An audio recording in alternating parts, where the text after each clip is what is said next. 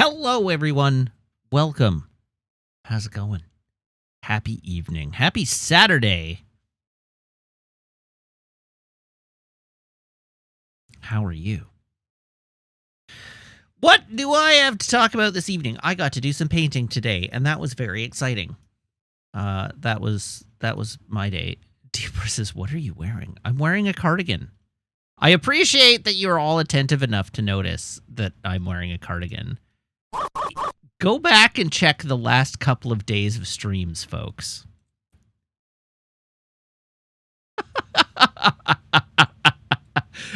You're only today noticing the cardigan? Because if so, I got bad news for you about what I was wearing on the last day of Jedi and the day before that.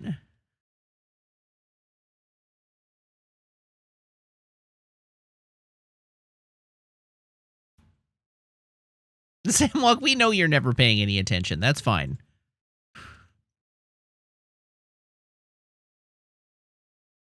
I am talking to the people who do pay attention out here, who apparently don't pay attention.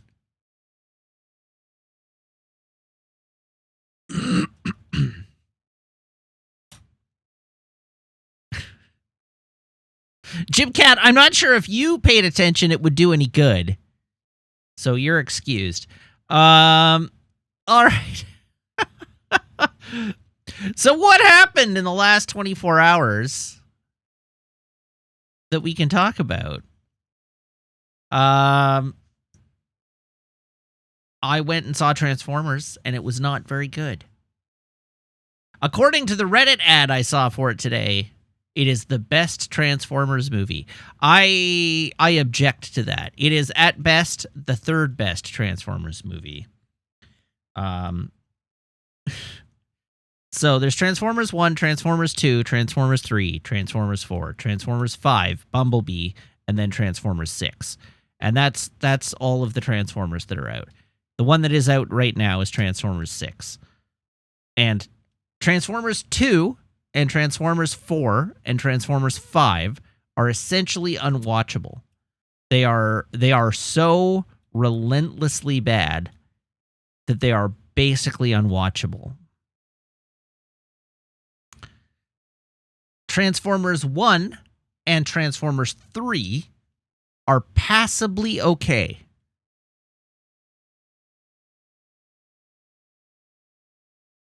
Oh, yes, except for one moment in Transformers 2. I am beneath the robot's scrotum. That part of Transformers 2 can live. But the rest of Transformers 2 is unwatchable. But Transformers 1, the very first Transformers movie, it's pretty okay. It's relatively coherent. And the action is parsable by human eyes. And, like, it's okay. It's not good, really. Like, it's good enough. You see, like, oh, I'm going to go watch a Transformers movie. My mom liked Transformers 2. Or Transformers 1. The original Transformers. My mom was like, oh, big, dumb, loud action movie. It's fun. It's entertaining. There's a plot line in Transformers 1 that could probably have been done without, but otherwise it's a totally, like, serviceable movie. Transformers 2, unwatchable. The plotline is the hacker plotline. The hacker plotline adds nothing to the film and just bloats it. It doesn't need to be there. Okay, it does add one thing to the film in that it adds an female character to the film. Beyond just Megan Fox. So there's that. But Transformers 1, an almost good movie.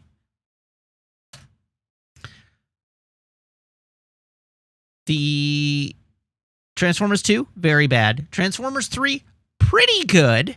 Transformers 3 has a lot going for it. It's got some good action scenes, and it's got some interesting ideas, but there's, like, some weird janky editing in Transformers 3, and they do some weird, like, they just do some things that annoy me in Transformers 3. Transformers 4, I can't remember anything about other than the fact that the Autobots are, like, murderers. Like, Transformers 4 is just the character assassination of every Transformer in the film, where they just summarily execute innocent creatures for some reason. Transformers 5 is interminable. It has the gay robot butler, but it is interminable. You were even there for that movie, although I think you fell asleep. Transformers 5? We went and saw that one together at Marine Gateway, and it was like 3 hours long, and it was just 3 hours of loud noises. And it has Anthony Hopkins and a gay robot butler. Yeah. So anyhow, Transformers 5, very bad. Very bad. And then Bumblebee. Bumblebee is great. Bumblebee is legitimately a great movie. I will go to bat for Bumblebee forever. Consider this your periodic reminder to go watch Bumblebee, you Philistines. That movie's great. Legitimately very good. Bumblebee is directed by Travis Knight, who directed Kubo and the Two Strings. It's legitimately a really good movie. John Cena's in it. At one point, John Cena says, they call themselves Decepticons. Does anybody see a problem with this? Like, Bumblebee is legitimately a really good movie. Haley Steinfeld, very good. Bumblebee, very good. John Cena, very good. It's like certified good movie. Yeah, it is. It's like E.T. with a giant transforming robot. It's a horse movie, except the horse is a yellow Volkswagen Beetle that transforms into a robot. It legitimately is a like 1980s horse movie, but the horse is a yellow transforming robot. But anyhow, it's really good. What is a horse movie, Jibcat asks. And Diabor asks, if you're not aware of what a horse movie is, a horse movie is like Black Beauty or what have you. Or Spirit. But a horse movie is a movie where a girl falls in love with a horse as a stand-in for lack of a father figure in their life. Maple, drop it. Okay, one sec.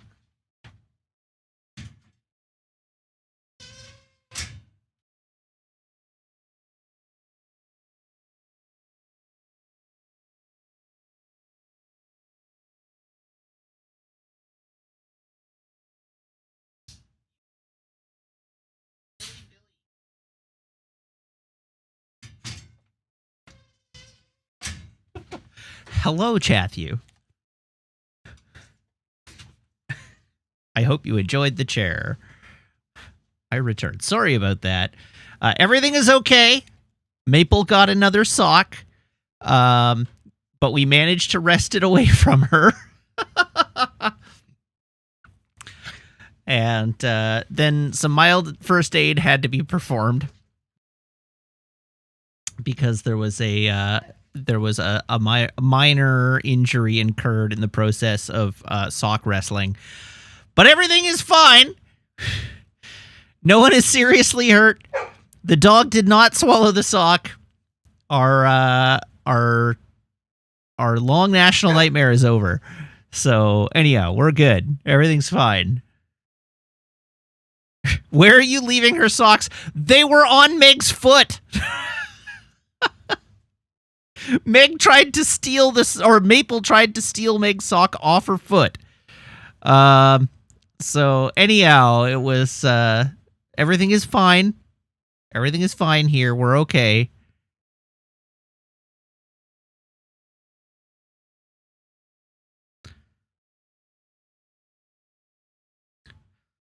Anyhow, where was I? We were talking about horse movies.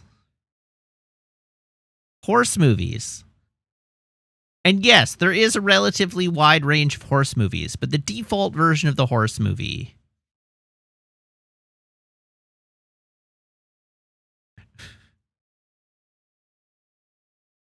Terminator 2 was a horse movie. I agree. Terminator 2 is a horse movie. Absolutely. E.T. is a horse movie. These are, I mean, they're all spins on a horse movie, but who's the horse in Terminator 2? The Terminator is the horse. John Connor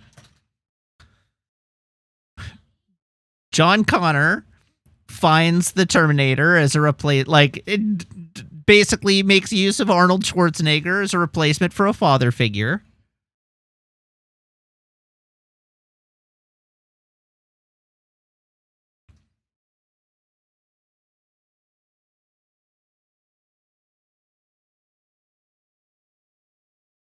So anyhow, Bumblebee, same deal. Bumblebee is a horse movie. Haley Steinfeld is having trouble coming to grips with the fact that her father has died. And she and her father used to work on cars together. And she doesn't get along with her stepfather. And she's, just old enough to learn how to drive and experience some independence. And she finds this Volkswagen Beetle that she decides to fix up, and it turns out to be Bumblebee. And then she and Bumblebee form a bond. I'm alive. Hi, Meg. I'm alive. You're alive. Hooray. Anyhow, Bumblebee is a horse movie, and it's great. Meg, is Bumblebee a great movie? It's great. I did not fall asleep during it even once. That's a sign of not even praise. Once. Anyhow, Bumblebee is great. Go watch Bumblebee. Not right now, but watch Bumblebee. If you don't watch Bumblebee, I'm gonna make Bumblebee one of our monthly movies.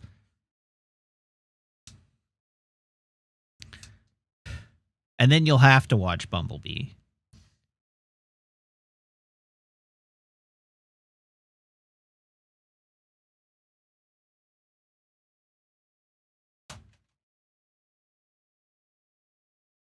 Yeah, exactly. Threatening you with a good time. So anyhow, with all of this background out of the way, Bumblebee, obviously the best of the Transformers movies. Also, the opening 5 minutes of Bumblebee rule.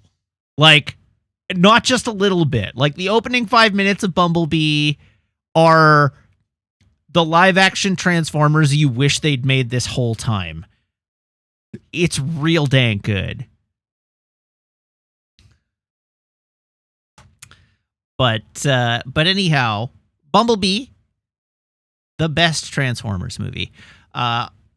Transformers 1, sort of here-ish. Bumblebee's way up here, Transformers 1 is sort of here-ish. Transformers Rise of the Beasts, sort of down here.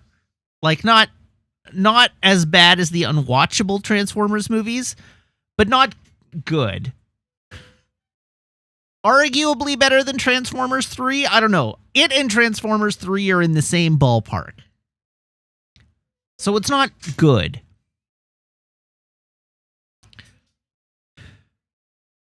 Not the worst movie of the year. No, definitely not the worst movie of the year.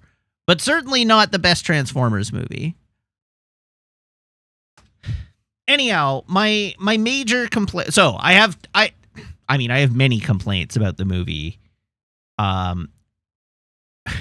Transformers 3 isn't one of the bad Transformers. No, Transformers 3, as discussed, is not unwatchable. There are 3 Transformers movies that are unwatchable, and Transformers 3 is not one of them. Kuruguasu says, as an 80s kid who was way too into Transformers as a child, this new one was 100% my kind of nonsense. Listen, I have 1, 2, 3, 4 Optimus Primes up there. I have another Optimus Prime in my bedroom. I have another Optimus Prime in storage, and I have several Optimus Primes tucked in the drawer under my bed. I am like an Optimus Prime fan.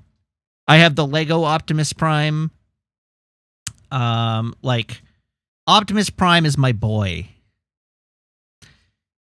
And I find myself endlessly frustrated by the way the Transformers movies just cannot seem to characterize Prime. He always sucks in the live action movies. He just sucks. He's just a miserable asshole. And that's not Optimus Prime.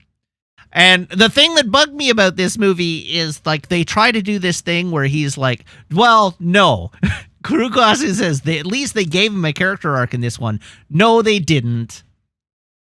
They exposited at you that a character arc took place, but there was not, in fact, a character arc in any meaningful sense in this movie.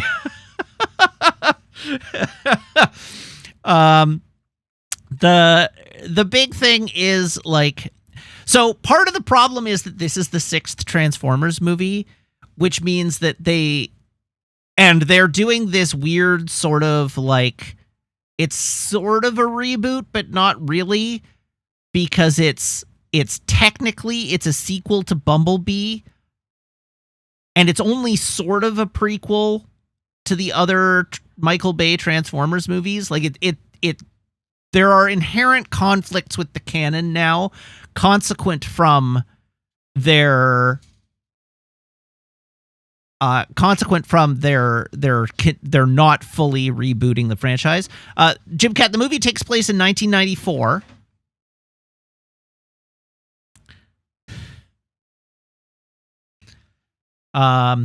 And Bumblebee took place in 1987. So this is a sequel to Bumblebee and nominally a prequel to all the other Transformers movies. And Kurugasu, it is not a reboot. They are, in fact, implying, although they didn't actually go into it in the movie at all, they did, in fact, imply that the Maximals are from the far future of the original movie's timeline. That is what they were doing, yes.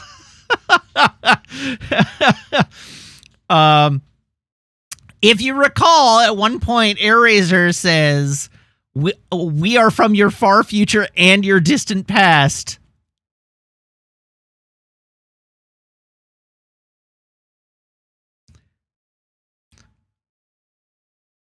Anyhow,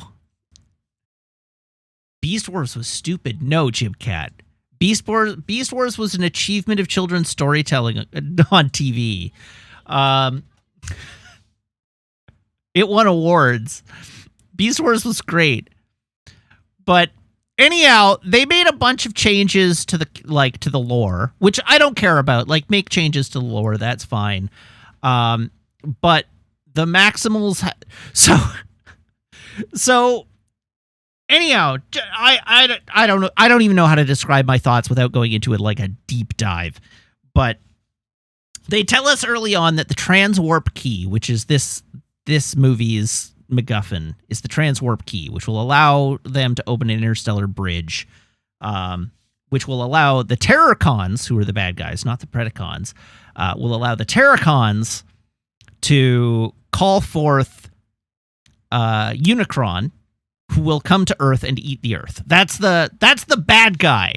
So Scourge and the other 2 Terracons show up on Earth in search of so there's more to how the transwarp key arrives on Earth, but yes, Ultimate Galactus, yes, that's correct. So anyhow, Unicron wants to eat Earth, and in the long ago, what happens? Well, in the distant future, what happens is Scourge shows up on the planet the Maximals are from, kills the leader of the Maximals, who hands the transwarp key to Optimus Primal and says, go take the other Maximals and travel across the galaxy using the transwarp bridge, which will lock Unicron in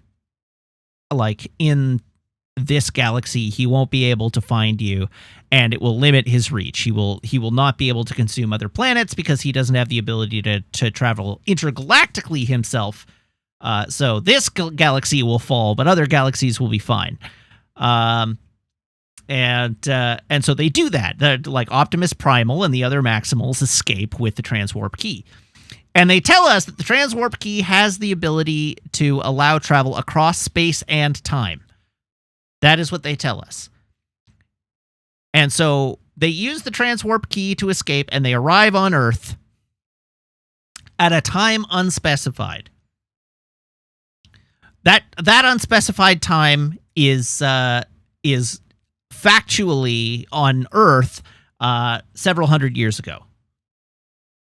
Now, if you know the Beast Wars canon, you know that in fact they arrived 65 million years ago in Beast Wars. That's why they're all like dinosaurs. I guess it wasn't 65 million years ago. It was several 100,000 years ago. Because they arrive and the Beast Wars dinosaurs became dinosaurs from fossilized skeletons that they scanned, whereas the other Beast Wars characters became mammals because it was the age of the mammals was dawning. And there's a whole plot arc in Beast Wars about early primitive humans, like when they're still like Homo habilis style, like half ape, great ape style primitive humans. So, hundreds of thousands of years ago, long enough ago that humans have not diverged from our common ancestor with apes yet. So anyhow, this is the Beast Wars canon. They have changed this for the movie, and they arrive on Earth several hundred years ago. So human civilization is already well underway. There are only 4 Maximals in the movie. There's Optimus Primal, there's Air Razor, there's Rhinox, and there's Cheetor. That's it. Those are the only Maximals in the movie. Of those, only 3 have lines. Air Razor and Optimus Primal and Cheetor all have lines. Of those three, only 2 are characters that even matter to the story of the film. Air Razor and Optimus Primal are both characters that matter to the story of the film. Cheetor does nothing in the whole movie.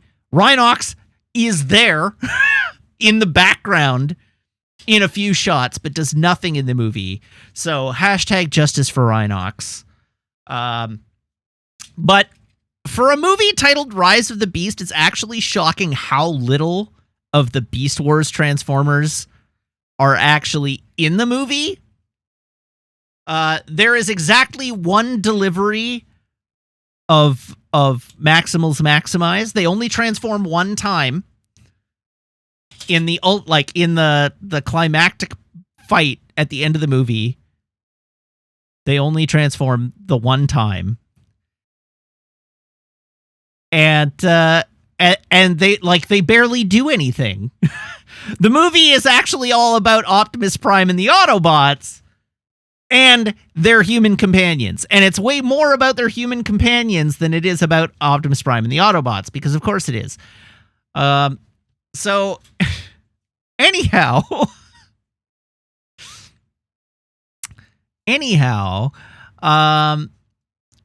the thing that bugged me is that they're trying to do this thing where the main human character... So the main human character is the guy from In the Heights. He's the main actor from In the Heights. And his whole thing is that he's a former soldier. He's come back from the war. He's having trouble finding work as a veteran. And he has a younger brother who's sick. One presumes that, like, the war in Iraq...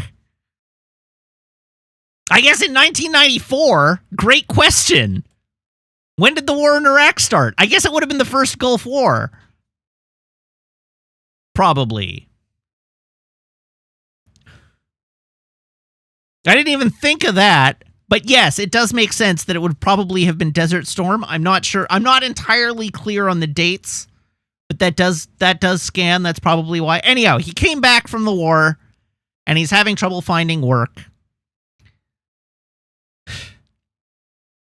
The first Gulf War was 1991? Okay, then yes, it would have been the first Gulf War. He would have come back from the first Gulf War.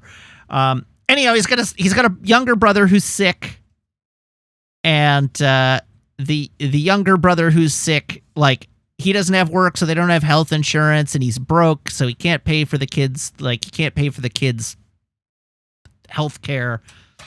And so, struggling to find work, he takes a job stealing cars and accidentally steals Mirage. He accidentally steals Mirage.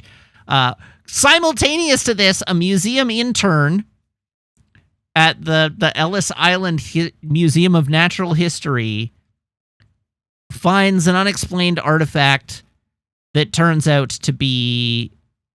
How do you steal a robot? Well, he was a car at the time. He was transformed into a car, and it's not like the car didn't try to stop him. But I cannot give you a detailed rundown of literally everything that happens in the movie. He's trying to steal Mirage. Just go with it.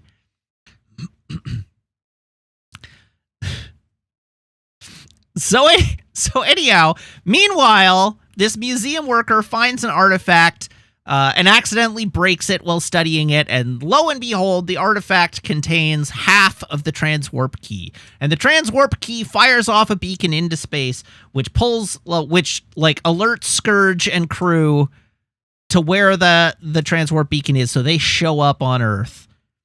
And the Autobots, seeing this beacon go off, are all like, oh, geez, something weird is going down. We should all get together. So they all get together, and Mirage shows up with this kid who was trying to steal him still inside the car. And then there's a big angry fight where Optimus Prime is like, humans, we can't trust the humans. We need to save our world. We can't trust the humans. At any cost, we must save our world. And whatever goes on, they go to steal the transwarp key so that they can use it to get back to Cybertron, and then Scourge shows up and beats their asses, and then Air-Razor shows up and beats Scourge's ass, and then the Maximals find out that the other half of the transwarp key is in Peru, and the rest of the movie takes place in Peru, when they go down to Peru to try and find the other half of the transwarp key, and that's where they meet the other Maximals, who are all in Peru, and the Autobots and the Maximals team up with the humans to try and stop Scourge and the other Terracons from uniting the two halves of the transwarp key and calling Unicron to Earth. That's the whole movie. That's the movie. Yes, the Terracons. You heard me. So anyhow, Scourge has this thing where how did Scourge travel back in time? The transwarp key allows travel through space and time. How did Scourge travel back in time? Great question. No further questions. The movie does not make a lot of sense.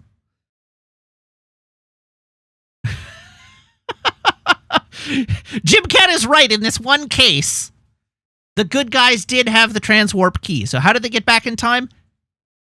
Great question. No further questions. What is the status of Unicron at the end of the movie? At the end of the movie, Unicron is still alive and trapped on the other side of the galaxy. He almost eats Earth, but they managed to shut off the portal and trap him back on the other side of the universe. So Earth is saved because Unicron still is way over there and doesn't have the transwarp key. So anyhow, point being, the thing they're trying to do in the movie is that they are trying to be like, this kid who's back from the war is a veteran. He has a family that he's trying to look out for, and he blames himself for not being able to keep his family going because he can't find work and he's down on his luck and he's scarred from the war and he just wants to protect his family. And he's willing to do anything he needs to do it. This is his story. And then later in the movie, we see, in fact, the movie exposits to us right to the screen. you see Optimus as this general barking orders, but I see him as an older brother just trying to keep his family together. And the movie tells you outright that Optimus is a surly asshole because he's just trying to look out for the other Autobots. And he blames himself for the Autobots being trapped on Earth. And he'll do whatever he needs to, even selling out humans, to keep the Autobots alive and get them back to Cybertron. And it's not because he's a giant asshole, it's because he cares about his family. Except that the movie hasn't actually shown us a character behaving in this way. he just behaves like a giant surly asshole through the whole movie. And then Optimus Primal comes along and is like, I'm from your future. My name is Optimus Primal. I was named for you, Optimus Prime, Cybertron's legendary warrior. And then later he opines to AirRaiser like, oh, he is not the Optimus Prime that I was told about. And then like, you know, he learns to trust the humans, and they decide that they all have to work together, and they can't just be pursuing their own agendas. They have to work together to try and...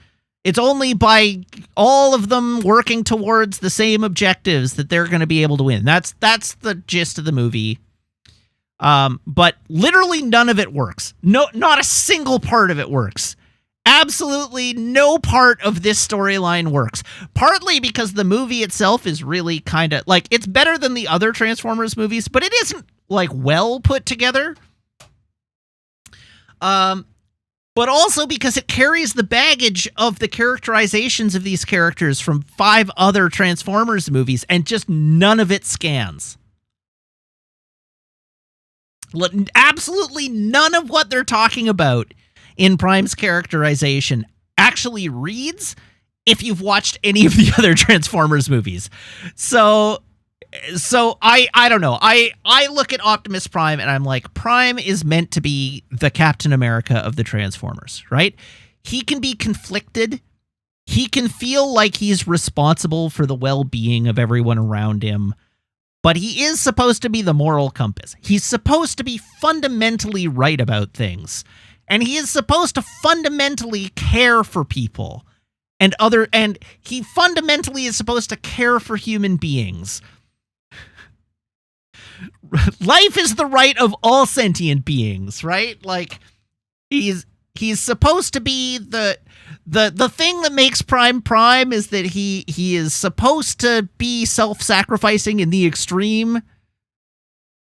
The kind of like, you know, if it comes down to it, he's gonna make the tough call that screws himself over in order to keep other people alive. And that's not the Prime. Like, ultimately he does do that, but that's not his characterization in the movie. His characterization is the, like, I don't trust humans. They're going to sell us out. We have to get back to Cybertron, no matter the cost. We can't trust humans because they're going to screw us. And if we have to leave the humans to die to get back to Cybertron, then so be it. And he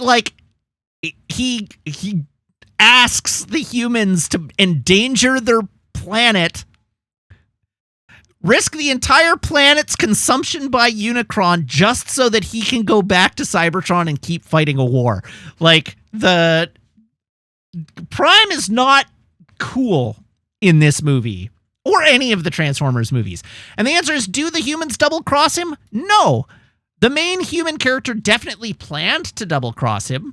And there's a minor conflict in the movie where Prime gives him the transwarp key, and he's like, I have to destroy the transwarp key. It doesn't matter if the Transformers are stuck here. We have to protect Earth from Unicron, which, like, yes, you do. There is absolutely no reason to go along with Prime's plan the way it's been set forth in the movie. The risk is way greater than the reward. But Prime is like, no, please. He catches up for no reason. He just leaves everybody else in the middle of a fight with the Terracons who are kicking their asses, and Prime just like F's off from that fight and asks the main character like, "No, please, give us a chance." And then it immediately goes bad as the key is moments later stolen by the Terracons and used to reunite the transwarp key and call Unicron. Like at minutes from the like, please don't do it, to the like calling of Unicron is like 4 minutes of screen time. It takes no time for things to go exactly the way the human character thought it was going to go. So anyhow, the movie is fine. Like none of it works very well, but it's apparent what it's doing. It's like it's at the very least like it's coherent. I don't know. You're probably not getting coherency from the way I'm describing it. The movie is coherent. It is just not well done. Like nothing is well done. But you can, if you watch the movie, you can be like, oh, okay, I can see what the pieces. I can see what all the pieces are and how they're supposed to fit together. They just don't fit well. I guess that's the best way I can describe it. You can trace what they're trying to do, but it's not like, I would say it's more like a C. It's not a D movie. It's like a C. Doesn't sound coherent. Is it better than Bumblebee? No Transformers movie is better than Bumblebee. We've been over this already. Bumblebee is great. Anyhow, it was a lot better than all but Transformers 1. But Bumblebee is still the best one. Anyhow, like, whatever. It was okay. I didn't hate it. The woman next to me at the theater loved it. The end of the movie, she was quite drunk. And she was like, that was awesome! That was awesome! And I was like, you liked it? And she was like, yeah, didn't you? And then I had to try very hard not to yuck her yum.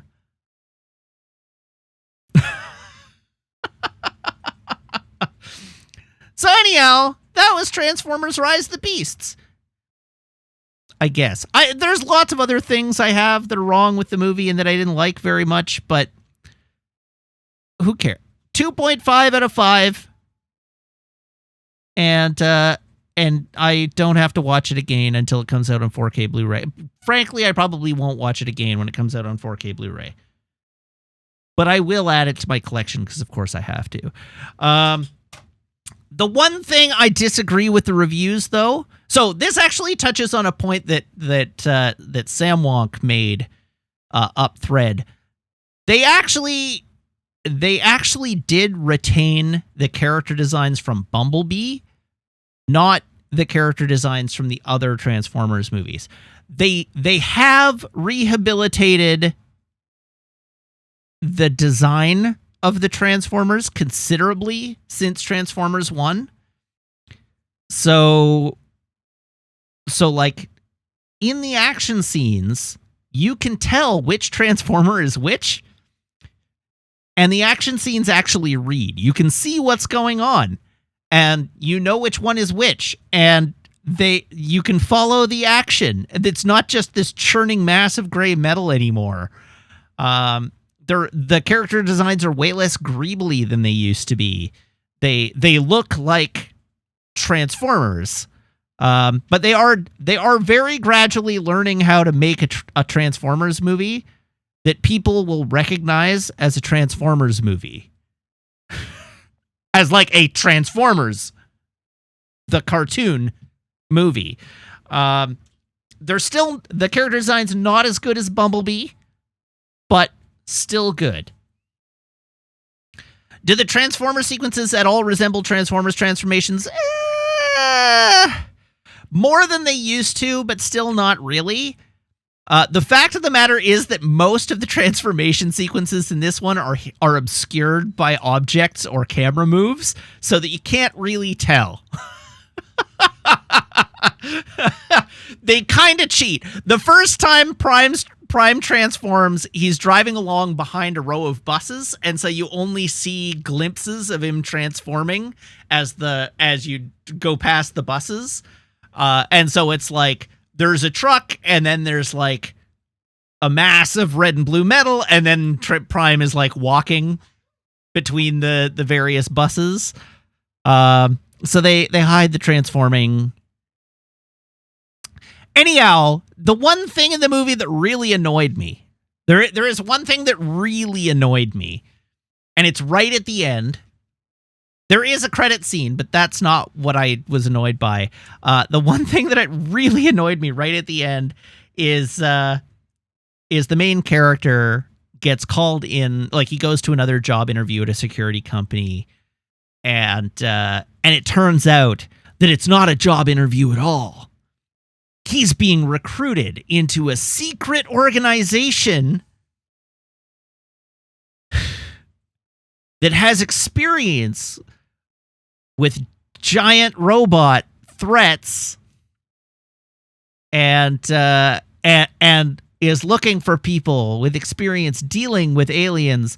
And if you have watched the other Transformers movies, you should know that there's a secret, shadowy, or non-governmental organization, or like there's a secret, shadowy American military intelligence organization that exists in the Transformers movies universe, called Section 7.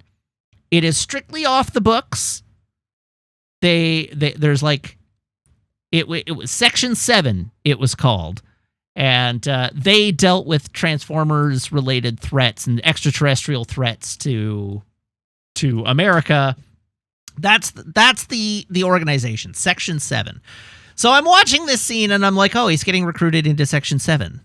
That's cool. Like, sure, he's getting recruited into Section 7. Cool.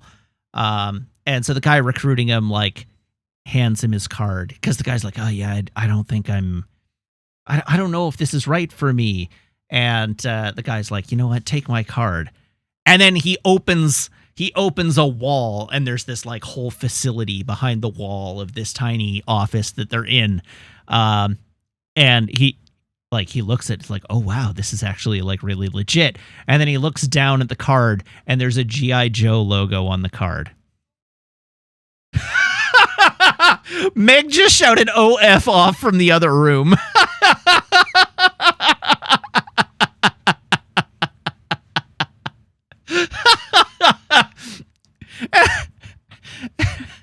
So anyhow, apparently the next movie is going to be a Transformers G.I. Joe crossover, I guess. Because Hasbro just can't help themselves.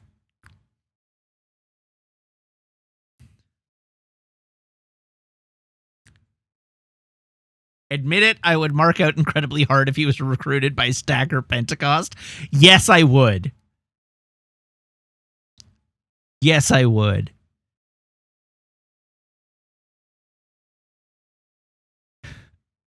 Anyhow, no, this is not a joke. This is the case. And it's fine. I know. I'm aware that G.I. Joe and Transformers functionally take place in the same universe and that they've crossed over in the comics before. Like, whatever. They're two Hasbro properties that they can stack together and make a universe out of. Whatever. I'm only annoyed because Section 7 already exists in the Transformers universe in the exact role that they tried to make G.I. Joe fit in this movie. And, like, it should have just been Section 7. But Section 7 is stupid. Jibcat, G.I. Joe is stupid. Transformers are stupid.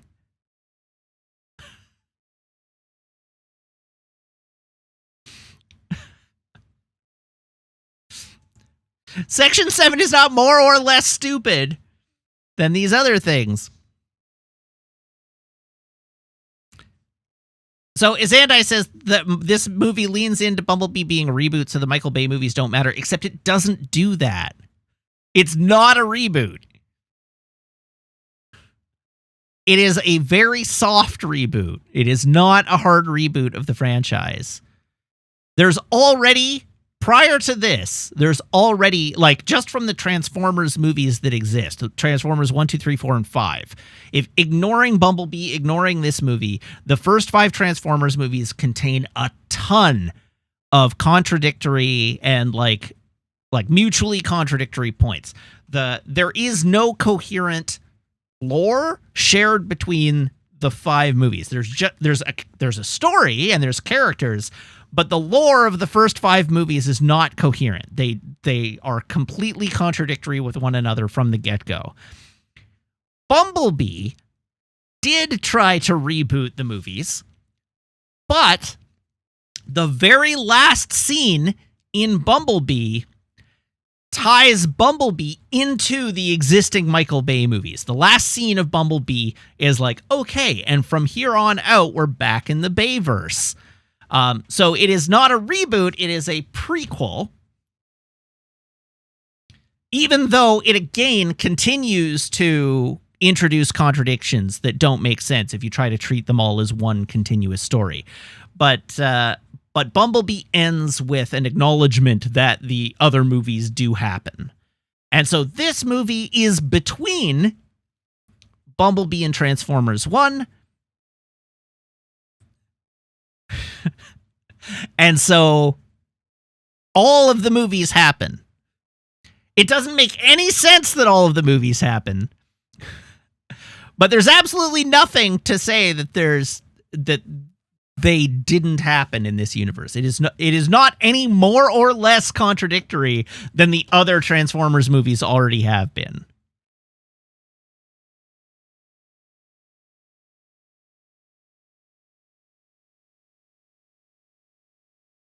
So anyhow, until they go about fully rebooting the franchise in a like clear, hey, this movie is not related to the Michael Bay movies at all kind of way, the movies all happen in the same universe. Samwalk, I fully agree that Expendables 4 should name Megan Fox's character Michaela Baines. Absolutely. Great idea.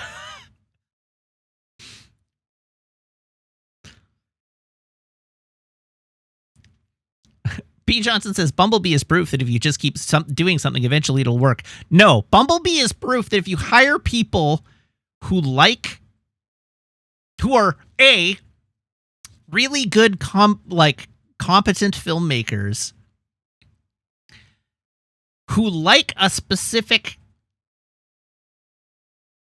property and aesthetic of the property, and who have a really clear vision for how to adapt a property into a like Hollywood narrative, that you can make a good movie. Basically, if you hire somebody who wants to make a good movie, you get a good movie.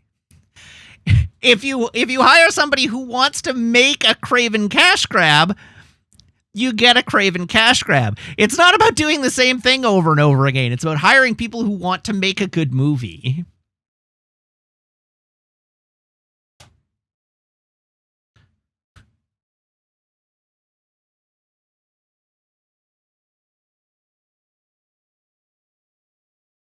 Are you certain that I'm certain that Michael Bay wants to make a lot of money. I am not at all certain Michael Bay wants to make good movies as a matter of principle. I think Michael Bay wants to make $1 billion blockbusters, and that's a different thing.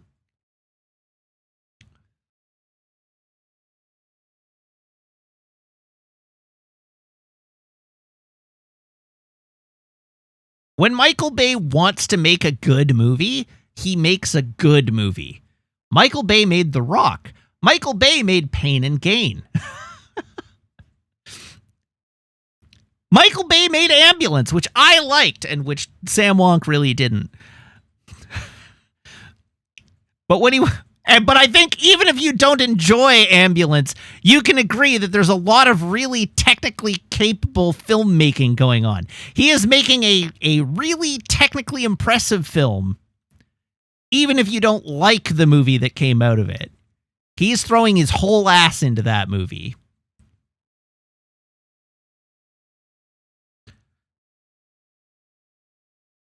But when he half-asses a movie, the movie makes $1 trillion and sucks.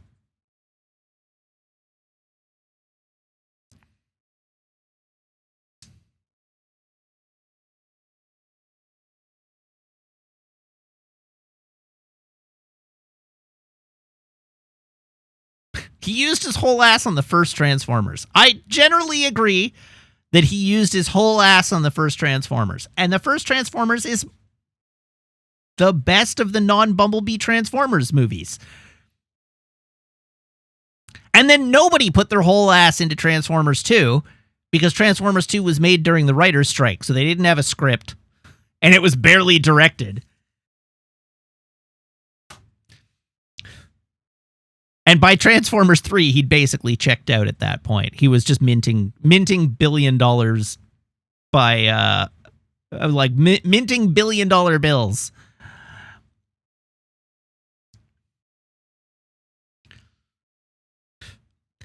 Anyhow, that's enough about Transformers Rise of the Beasts.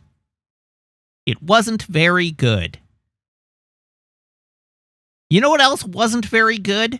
Having to pay for Transformers Rise of the Beasts twice. Do you know why I had to pay for Rise of the Beasts twice?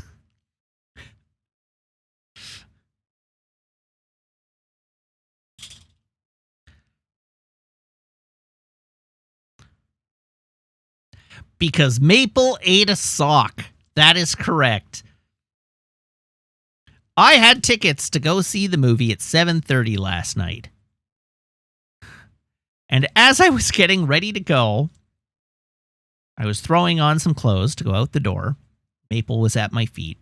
And I pulled my sweater out of the dryer. Unbeknownst to me, there was a sock caught in my sweater. And when I put the sweater on, the sock fell to the floor. I did not know that the sock had fallen to the floor until I saw Maple running off she has this little prance when she's got something she's not supposed to have. She just, is so proud of herself. And she did that as she was running away from me. And I was like, oh, Maple, what have you got? And she got up on the couch, and I could see when I looked at her, she had sock in her mouth. And she was sort of munching on it. And I'm like, no, Maple, give me the sock. And so I went towards her, and she hopped off the couch and ran away. She was not wanting to give up the sock. So I'm like, oh, okay, you cannot have the sock. I laughed. I'm like, no, Maple, you drop the sock. Drop it.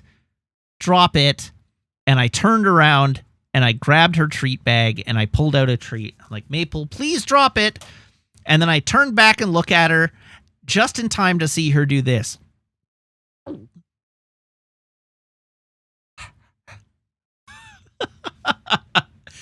And the sock was gone.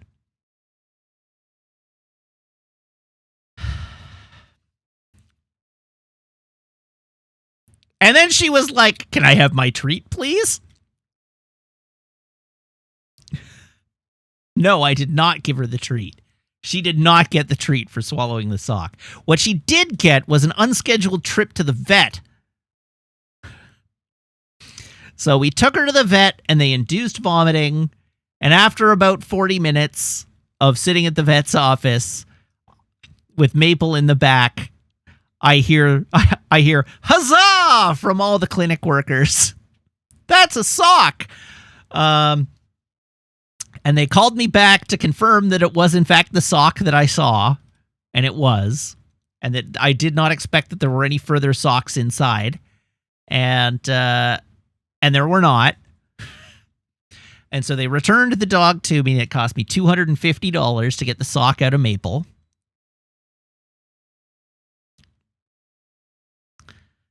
And then I came home, and at that point, Meg was home.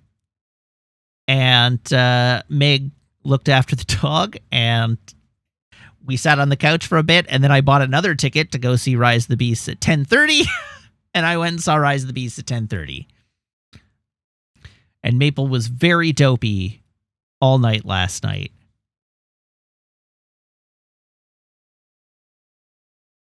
So that was Maple's trip to the vet. Yes. Maple regretted her life choices last night. And then, did they return the sock? No, we didn't take the sock back. We did not request the sock back. I said, you know what? You can keep the sock. They did ask if I wanted the sock back, and I was like, no, I think we're good. On the question of why did she eat the sock, that I cannot answer for you. I am not a dog. I don't know what kind of gratification Maple gets from eating a sock. Dogs eat things, as Sam Wonk says, that happens. But, I've owned 2 previous golden retrievers, and both of them have picked up socks and carried them around because they wanted attention. And they enjoyed the chase of somebody coming after them to take the sock. And then when the sock is taken away from them, they get a treat. That all makes sense to me. Why Maple elected to swallow the sock, I will never know.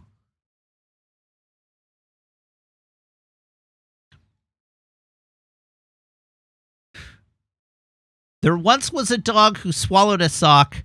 I don't know why she swallowed the sock. Perhaps she'll die.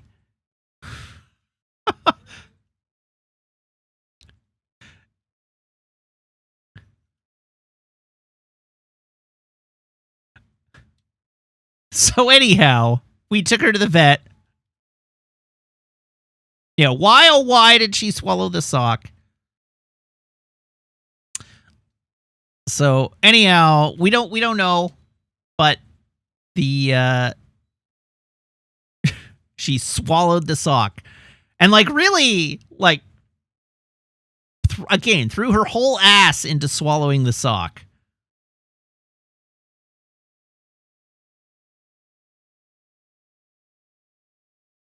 So that happened.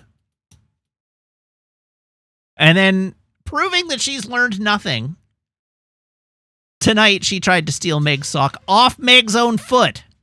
So for reference, this is the other half of the sock that she swallowed. That's the other sock. That's the matching sock to the one that got eaten. It's... Yeah, it's not huge, but... It's quite thin. But... These are the socks that Okay, so here's a fun personal story. These are the socks that I sleep in so that when I put the lotion on my feet, it doesn't get all over. It tastes like the lotion. It's clean. It tastes like the lotion. What does Maple do the moment you put lotion on your legs? Okay, this is different lotion.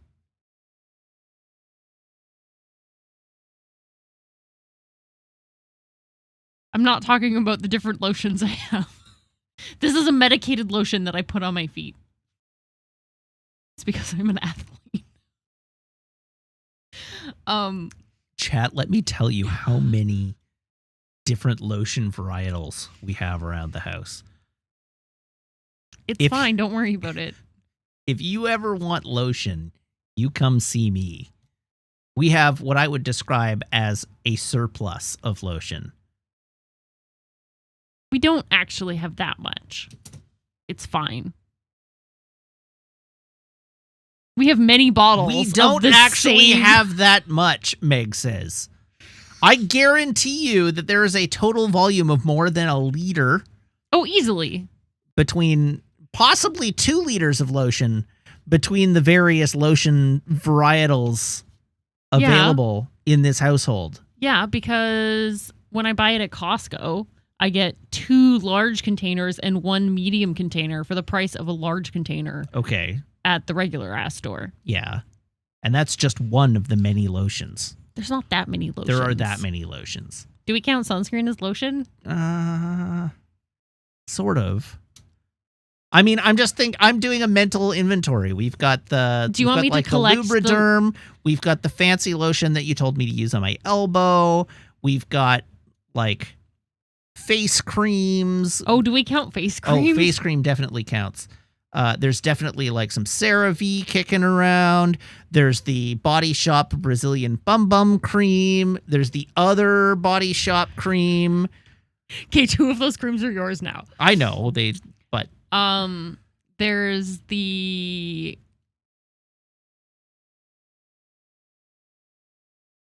Princess Intel says face cream doesn't count. That's moisturizer. What do you think lotion is?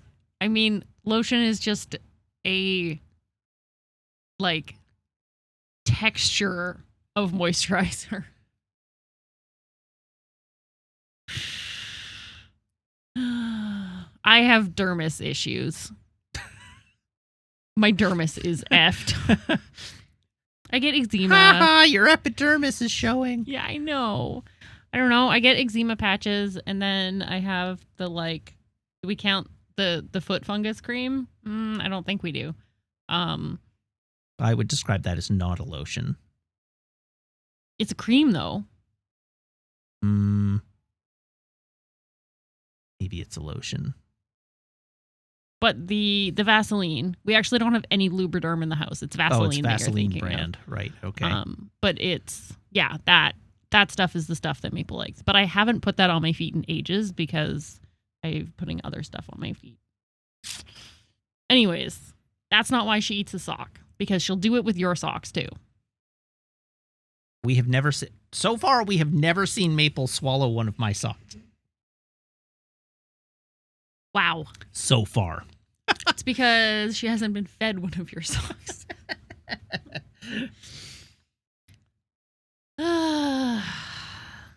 At any rate. Anyhow, everybody go to the Discord and look at the GIF I posted of how I feel waking up in the morning next to this one. That's off topic and offside. It's not my fault I'm sweaty. It's a good GIF, though. It is a good GIF. And it's not It was a inaccurate. good GIF, and it was well deployed. Yeah.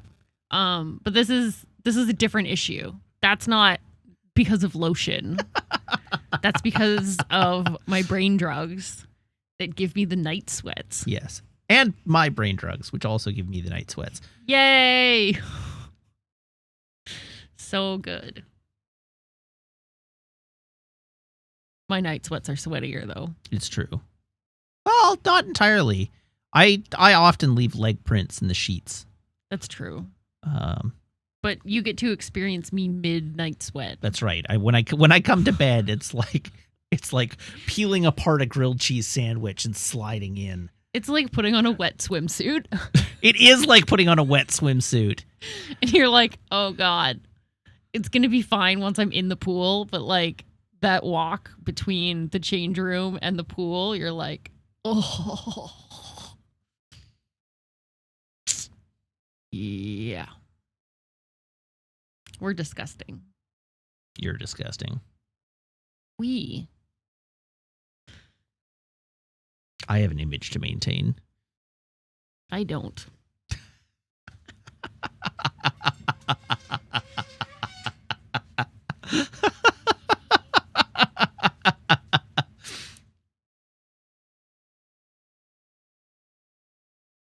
Oh dear. All right, we've been going for a while now. I am going to I'm going to take a moment, run to the washroom, and then we're going to do our traditions and get on with the video game. So everybody hang tight. I'll be right back.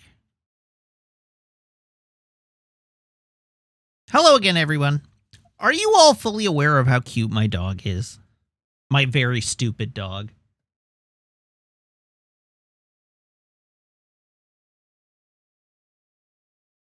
Because she is very cute. Here.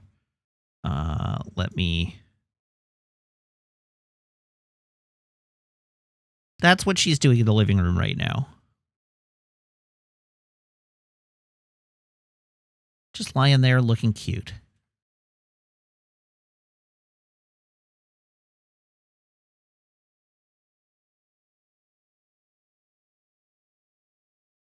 Thinking about socks. That's right.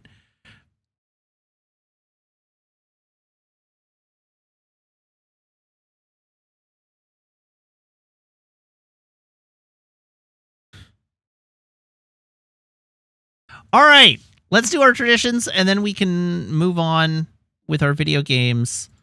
What am I doing? I owe a joke, so I have to tell a joke. Thank you for the raid, Pat Bear. Hello. You're joining us just as we're about to drop into a video game. Max L. Silver, thank you for the resub, now for 32 months. Gwaldhar, thank you for the resub, now for 17 months. There was a good dog. Here she is. There's a photo of her. Cute dog. She's very good. All right, let's find a joke.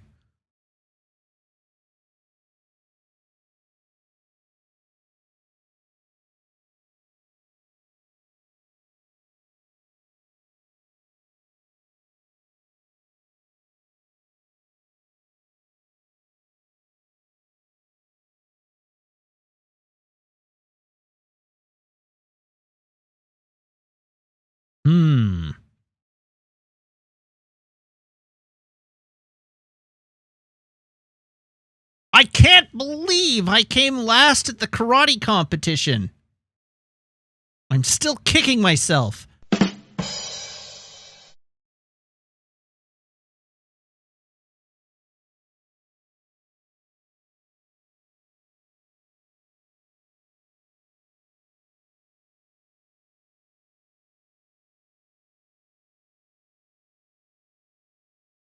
Okay, let's do our traditions and move on. Here is my phone.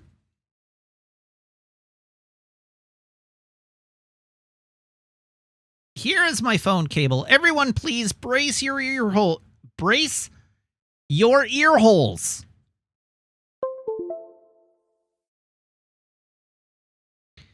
And Garcon, can I have a drum roll, please?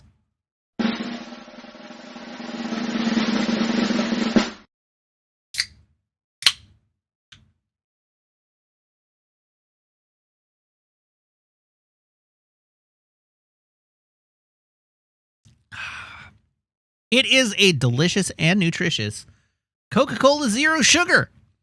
Taste the rainbow. Okay, let's play a video game.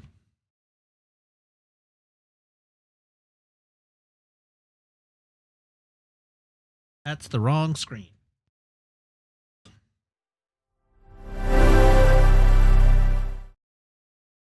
Voodoo.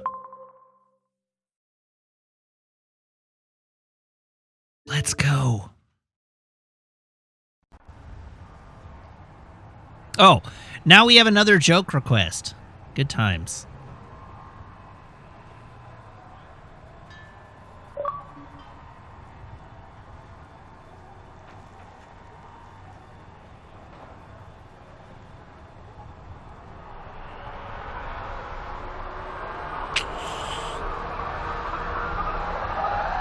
What do you call a boat-loving Italian?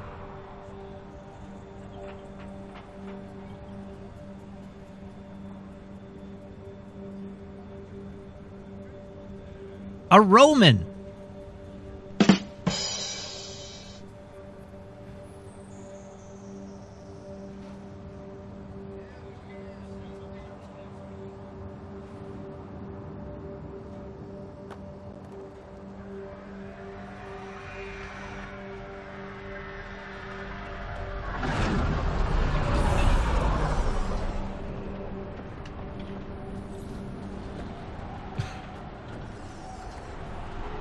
You didn't like that joke, eh?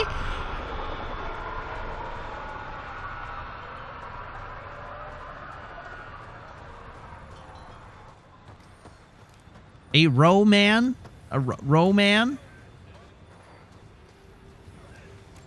The real car can't kick us out of the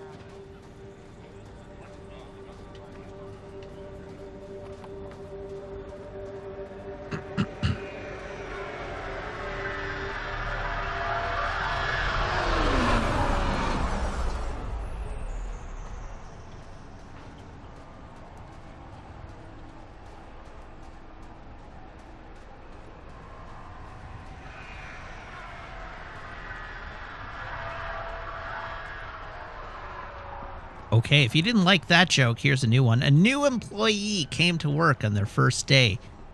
Their new boss showed them around the office, introduced them to everyone, and explained what their duties will be. Then the boss says, one more thing. I need you to say choo-choo. Why do you need me to say choo-choo? The new employee asks. To which the boss responds, to complete your training.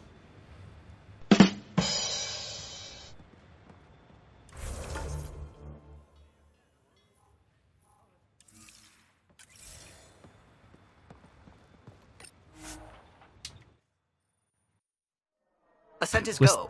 Was that punishment? I mean, kinda. Leaving Atmo. All clear.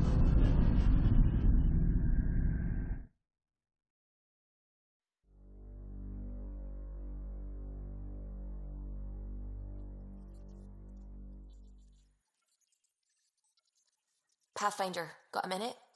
No, I absolutely do not have a minute. At your terminal, Pathfinder. We have a sexy alien boyfriend we need to... Wait, email terminal. Email terminal. Message from Axul. Ryder, I've received a message from Axul. Forwarding it to the meeting room. You should see this. Pock. From PB. Have to say, feeling pretty good about myself. Pock is the first thing I've made that I doubt I'll get tired of. And that's saying a ton, believe me. Someday, when we've got this REM tech all figured out, Pock's gonna blow people's minds. One mind. Not many minds. Not sure why I decided to write this to you. Strange impulse, that. I'll have to noodle on it a bit. Archive. Great.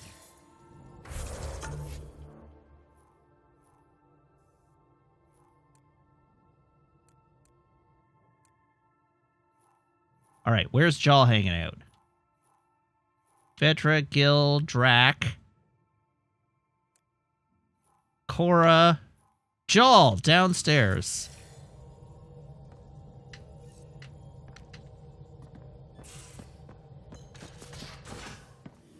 You have AVP outstanding, Pathfinder. AVP? Whoever wins, we lose.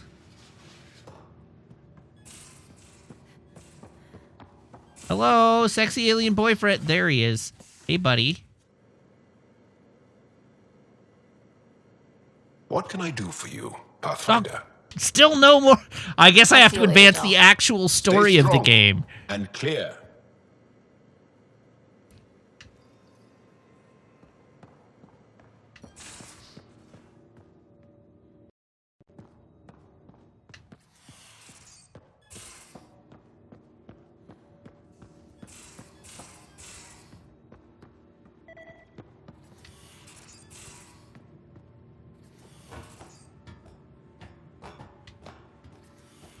Why are we romancing him? Because we didn't come all the way across the galaxy to fuck something we could find in the Milky Way.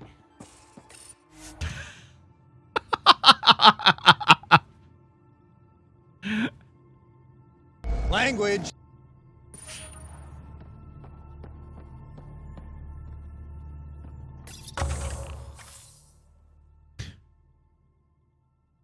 I've never experienced an ovipositor before.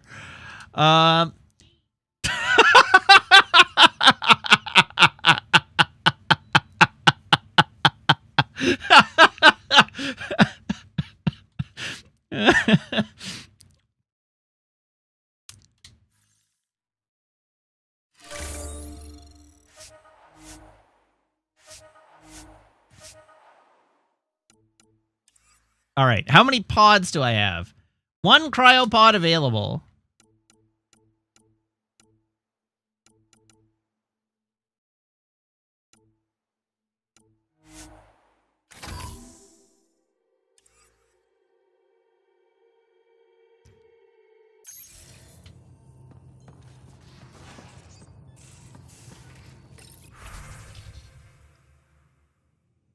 Debrief. Mission successful. Mission successful. Mission successful. Can I buy more strike teams yet? No, I cannot. All right, let's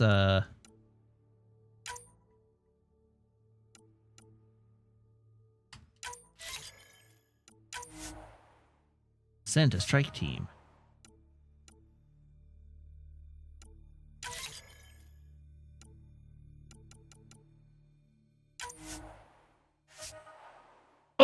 %! Holy moly.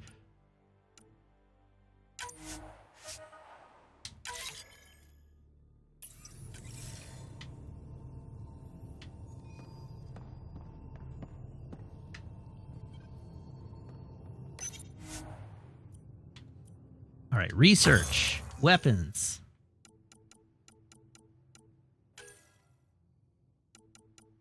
How much research? 285. Gotta be careful. Better sniper rifle or better assault rifle? Better sniper rifle.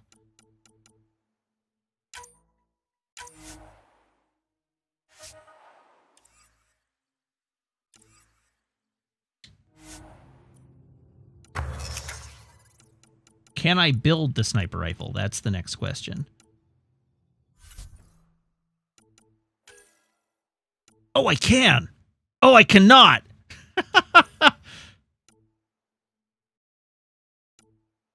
We need more beryllium.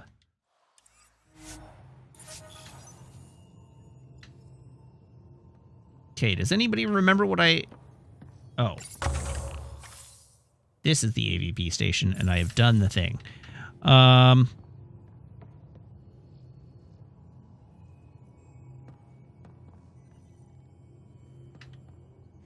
Let's go do something else. We're done here. I don't actually remember where the meeting room is, so... Can't go look at the meeting room.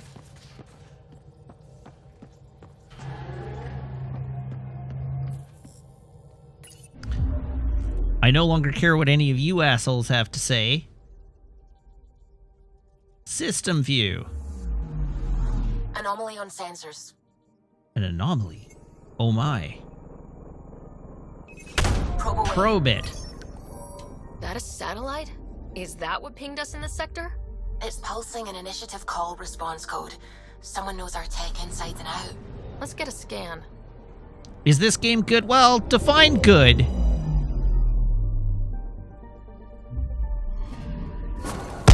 What the hell happened? Anti-trackback measure? Drive system overloaded. Not quick enough, though. I got a serial that has triggered an alert.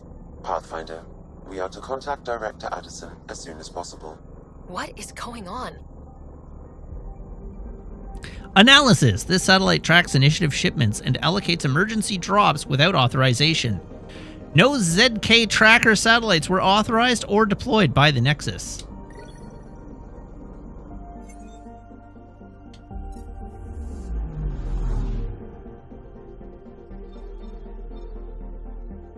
Ket orbital cache. Ket orbital cache?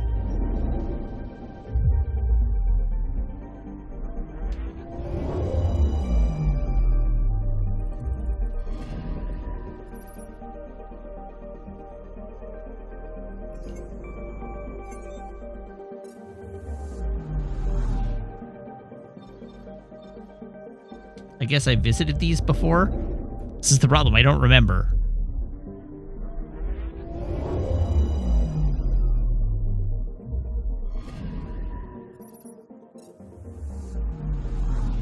Okay, I should figure out where I actually need to go. Cluster map. Oh my god. Oh no. Oh no.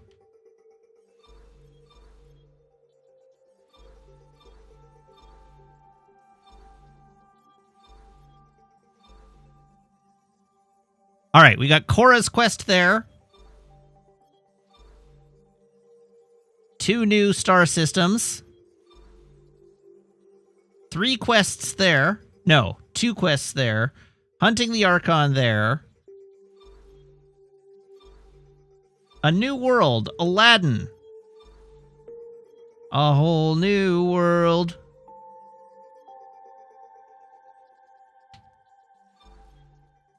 We're going to Hufena.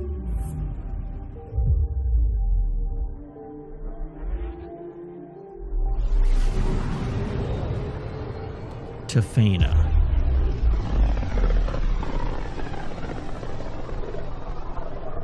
This might have been a larger system once, before the Scourge. As if we needed a better reason to document everything.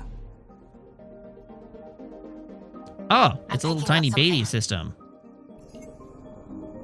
Oh, the anomaly. Anomaly detected! Deploying probe.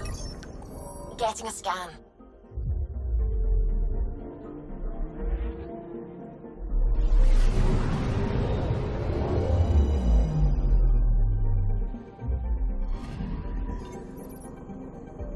Comet Tallulah. Comet Tallulah. Highly reliable orbit despite the Scourge and the black hole. And a source of Vidanium. I need beryllium, though. 1 beryllium, please. Wait, no, I probably want more than 1 beryllium.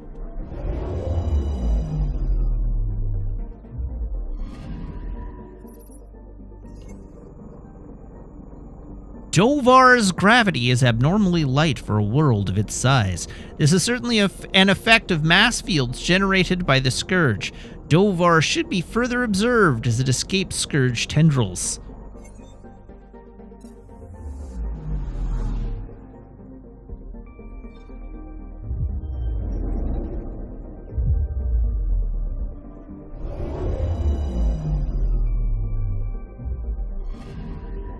I'm picking up something.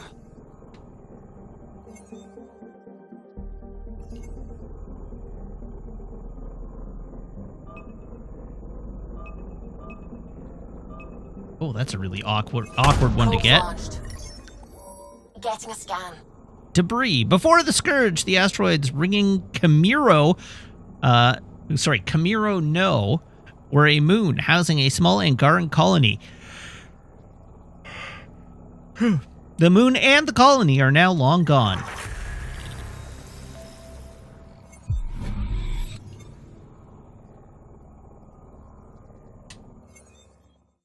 Camiro No is named for the little brother of mythical Angaran hero Jolly No.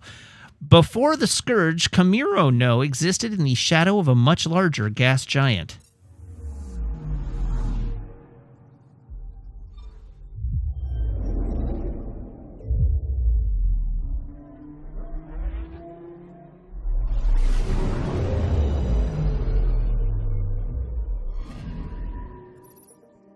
Activate the scanner.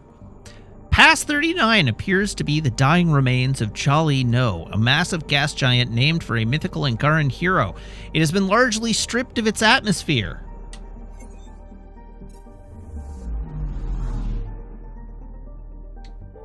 Why did we decide to just stop calling it by its name and call it something else? That cannot possibly be the actual fastest route. Pardon me.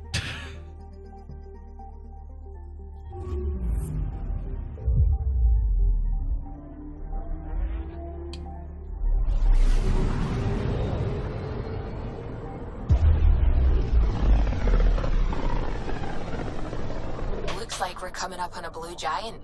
From Aya, it's often the brightest star, the first to rise. What did Maple drop? Oh. Yeah, it was loud. It startled me.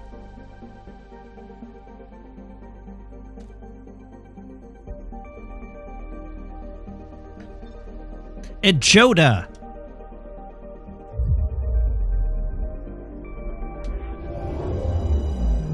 Ejoda.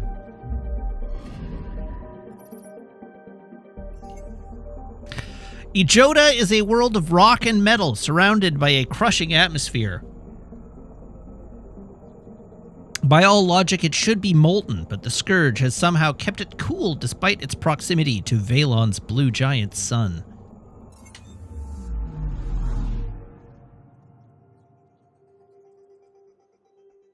Okay, we're here.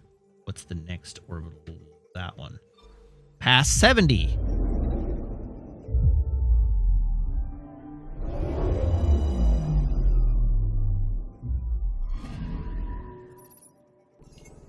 Past 70 appears to be a Chthonian planet, a former gas giant stripped of its atmosphere down to its metallic core. It's extremely likely this process was accelerated by the Scourge.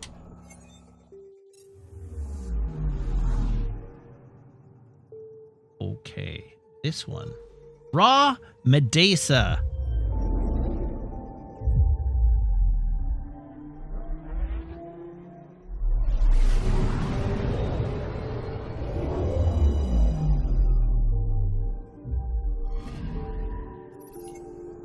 Raw Medesa and its neighbor Raw Murundi were both thrown out of their orbits by the Scourge. Even before this, however, Raw Medesa was likely a molten sphere of iron and copper.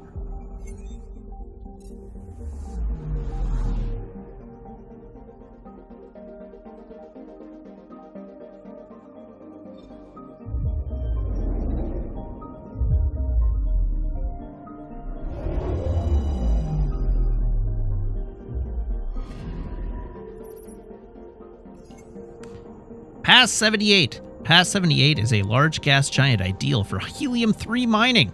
Only the dense Scourge activity in the system makes it a less than perfect refueling point.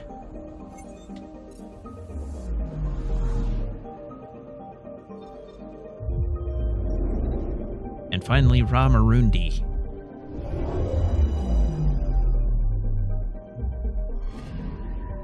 Anomaly on sensors. Oh, an anomaly. Ramarundi, like Ramadesa, was thrown out of orbit by the Scourge. Its enormous mass may have pulled in dust and debris to form rings only recently.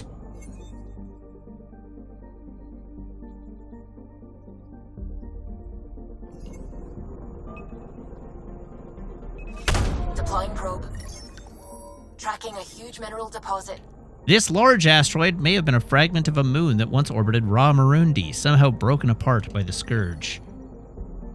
We got some iron out of it.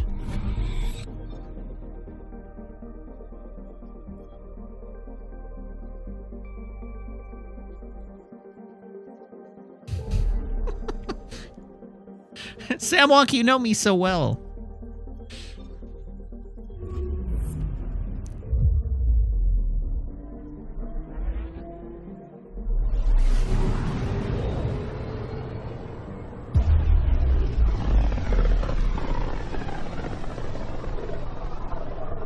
Not many signals out here. Even that random radio noise we get from the Scourge is quieter. Eerie.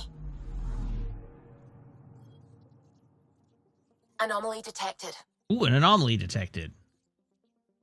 Whermst. Oh, there it is. I found it. Anomaly! Probe away. This is Cora's nav point? Oh, that's actually the nav point. Okay, well, we don't want to do that yet. Hipple!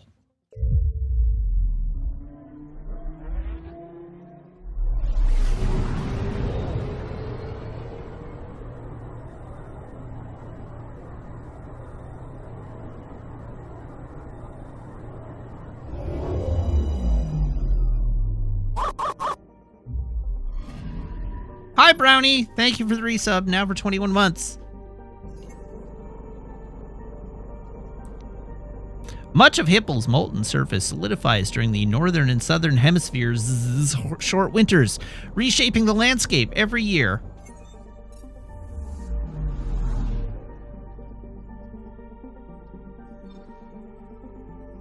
Fostan!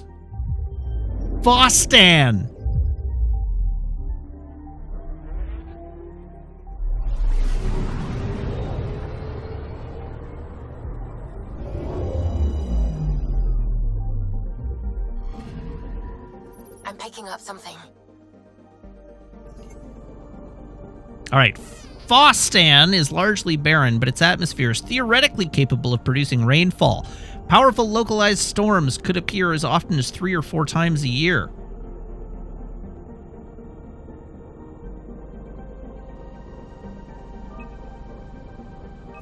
Probe's launched. I found something. River. A violent and recent rainstorm must have occurred to create this river. The water will be absorbed or evaporated soon.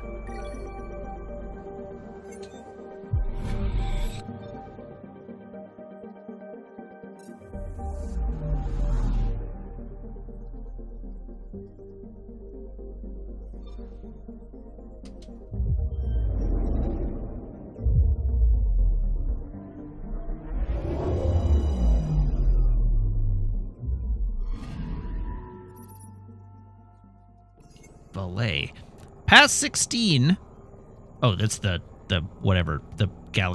solar system. Past 16 travels in a synchronous orbit around its sun, leaving one side always lit and the other always dark. The reason for this is unclear, but a thread of scourge within its path is suspect.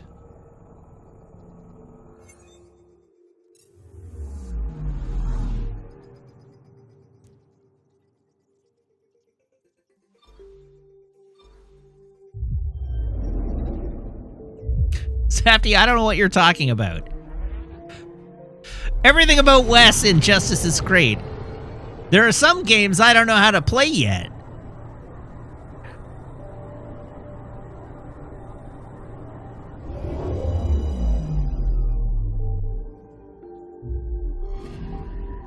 Anomaly detected. Platinum and cobalt form the outer layer of Meseed's surface, pitted and cracked by innumerable meteor strikes. Innumerable. Probes launched. Tracking a huge mineral deposit. Aluminum, a valuable light metal, is deposited close to the is close to the surface and relatively easy to mine.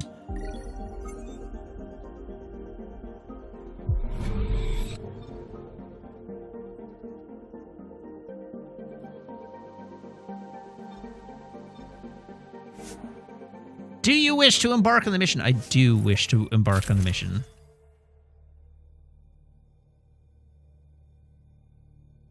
Confirm. We're approaching the nav points Cora found. Something's there. It might be an Ark, but the damn scourge isn't helping. Sam, help out with the sensors. Hard to believe the Lucinia could survive in all this. Tactical analysis? Why would the Asari Ark be here? Might be lost or looking for something. Sarissa will have plans for those decimation hunters. Wrote the manual on crisis situations.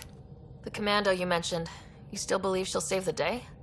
Sarissa was a legend even before she was the Pathfinder's bodyguard. She'll have a plan. Aha! Detecting an initiative vessel.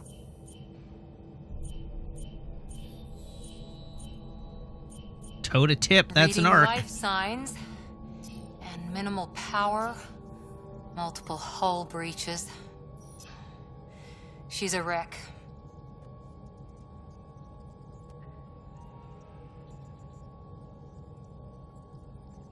But she's intact! If she's space-worthy and her crew's alive, that's all we need. Callow, take us in. I'll try. Must be one docking bay still holding together.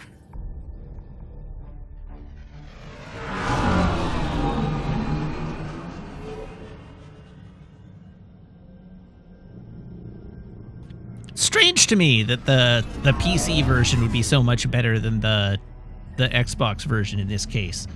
Why would they release a patch for the PC version that wasn't applied to the Xbox version? We're aboard. Any response to comms? Nothing. Maybe their sensors are busted. It's not really easier to push patches out on PC.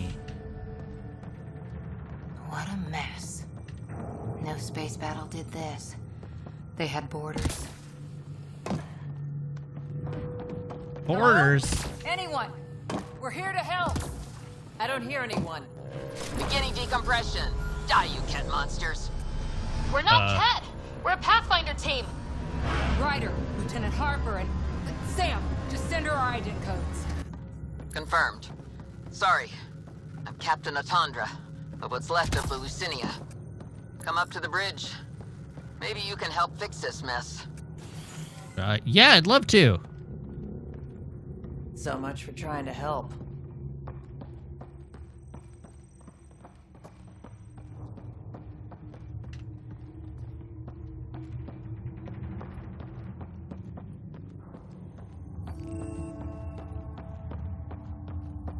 This area saw combat action. Ooh, a data pad. Lucinia, crew complement, bridge crew, 2-7. Maintenance crew, 0 of 20. Security team, 0 of 15. Medical team, 0 of 17. Engineering, 0 of 12. Caution, key systems critically understaffed. Advise against civilian stasis revival. Advise immediate revival of vital personnel. Override authorization number 2443. Theris, S. Comment, families first, Sam. Override confirmation, number 2443, Sam, Lucinia. Comment immediately, Pathfinder. Whatever happened left the captain a little trigger happy. If the Tempest looked like this, how would you feel? Trigger sad.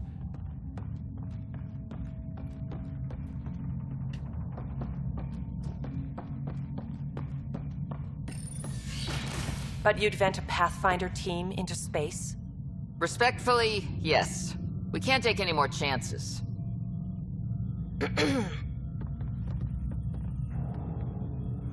Sarissa Theris, Pathfinder. Don't mind the captain. Scolding me eases her blood pressure. Cora is your biggest fan. Cora here thought the famous Sarissa would have everything in hand.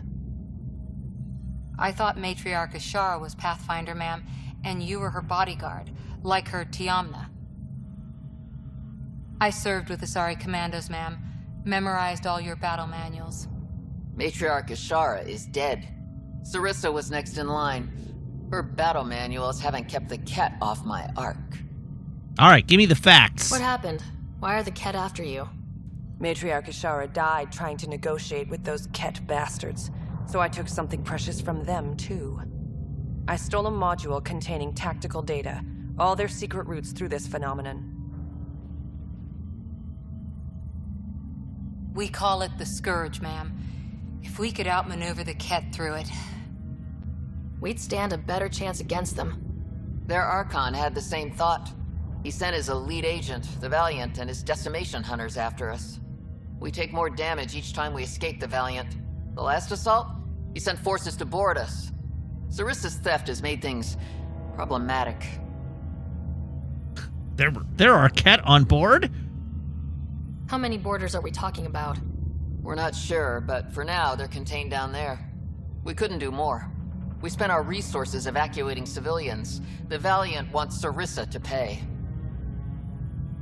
Well, she did her job. Pathfinders have to take risks, Captain. I've taken my share. Goddess preserve me. What would it take to get the Ark out of here before this Valiant catches up again? An FTL burn long enough to lose him. But since the evacuation, we've been stuck at minimal power.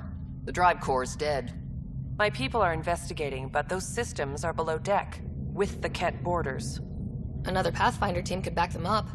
Get power for the drive core, and my Sam and I will finish deciphering the Ket data. We'll turn the Valiant's escape routes against him. Consider it done, ma'am. Maybe The my last Sam commando should report do came it. from hangar control. I'll give you access. Please be careful.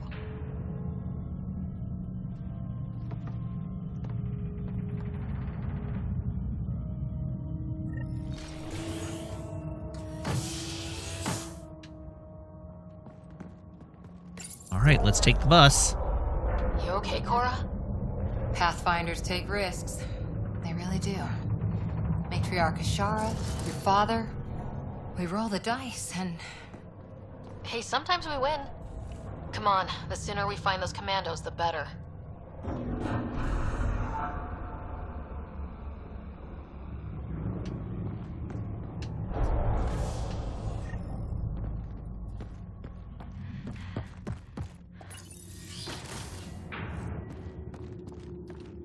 Was it this quiet when the Arks were traveling through dark space? It's eerie. These spaces are designed to be bustling. No, these spaces are designed to be totally empty as the Ark is traveling through dark space. All right, hangar control, maintenance log. Log in, technician Sadia. Ergonomic adjustment, install driver update. Ergonomic adjustment, request filed for ops manager Tafina to learn about seat levers. Captain's request, override for hangar door access. Override of launch permissions. Got a dozen escape pods launched today. Launch is complete. Reinstalling hangar door access. Investigate repeated false alarms from hangar doors after reinstall. Oh, no, false alarms! Seal all doors! Seal all doors! Seal all doors!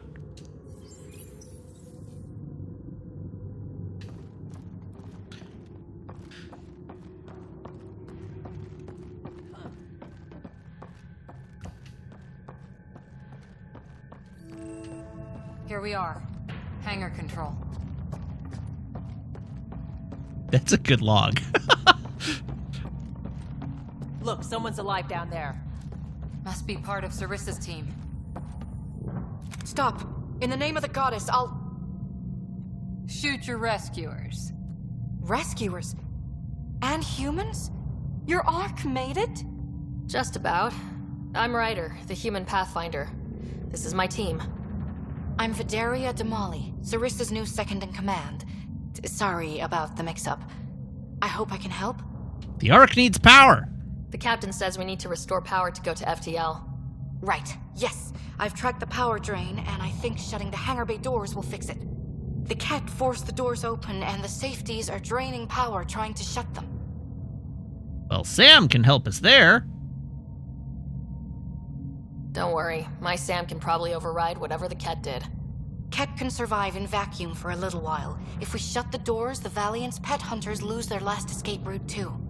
I pray the power will be enough for FTL, Vidaria, I served as a huntress. What was that facial Remember expression? Sarissa's manuals. Breathe, purpose, action. Breathe. Okay.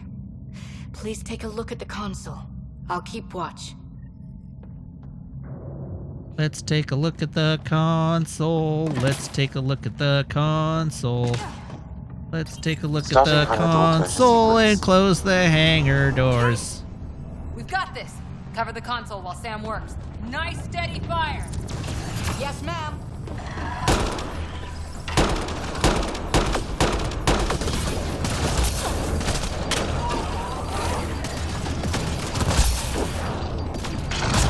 Lit up by. Oh, that's what I'm getting lit up by. Jeez. That explains it. I just shot that cat in the dick.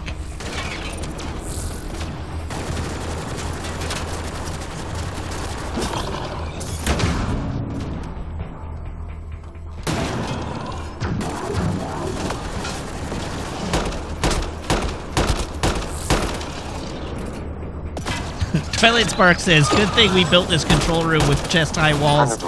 But, you know, truth be told, if my ship were constantly being boarded by hostile aliens, I would probably set up defensible positions in the hangar control room, too. That's, like, the most logical thing to do.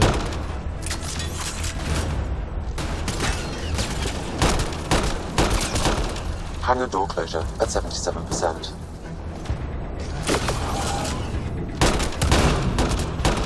Would I make chest-high walls? Maybe!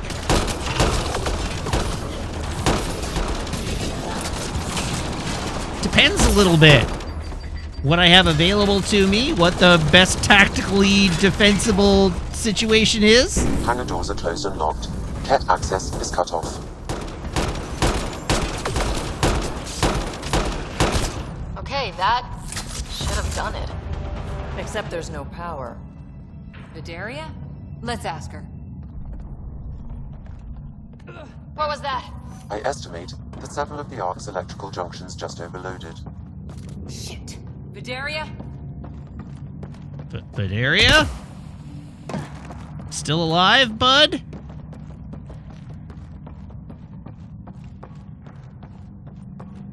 Vidaria's down by that maintenance panel.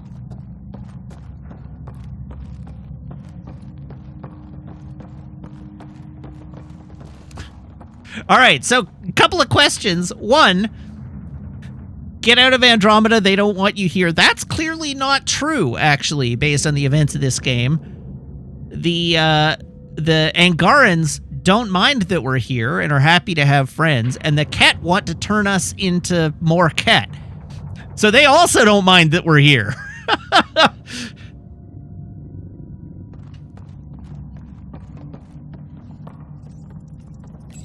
Vidaria, Sam says we lost some electrical junctions. I know. The overload started a fire. Damn it, that shouldn't have happened. Be calm, soldier. What could have made him overload? If there's something else draining power on the lower decks, something big. Could be Ket sabotage. Maybe the decimation hunters rigged something up. I wouldn't put it past those wretches. Those Ket, they must be watching us. If they delay the repairs long enough, the Valiant ship catches up. Then let's be fast. If we're quick and efficient, we can outmaneuver them. Okay. First thing is the last stasis pods. I'll go check on them. You could go below, look for whatever's draining power, and maybe help with the fire.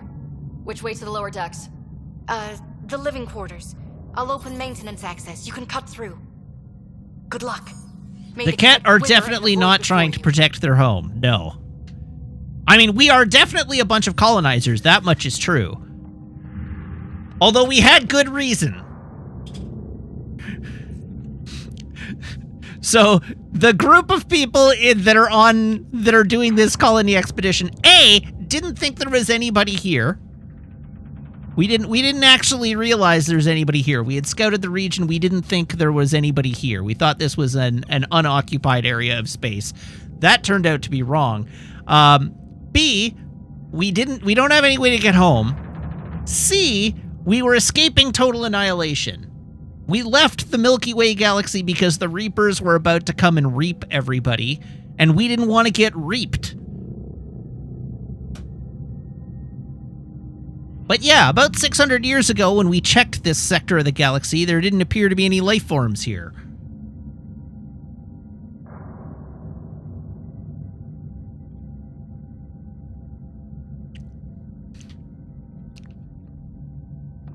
So it's not to say that we aren't colonizing this part of the galaxy, just that it's a little bit more complex than just showing up and being like, hey, Ryder, this is ours now. We got some power, then a damage report. What happened? An accident. We're fixing it. All right, go forward. We'll keep prepping the drive core. We won't let you down, ma'am. Of course not, Lieutenant. Sarissa out.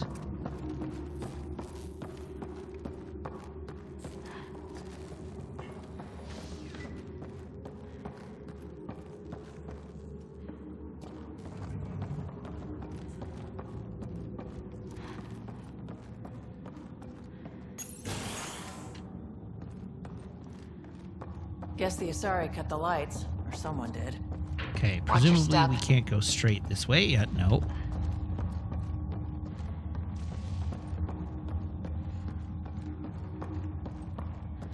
Victoria here. I'm almost at the stasis pods. Ah, blasted. No power for elevators. Vidaria, cut the elevator's mag locks. If the Ark's like ours, you can climb down the shaft. Good idea. Thanks, ma'am. Anyhow, at this point, we are like categorically refugees. All of our ships broke.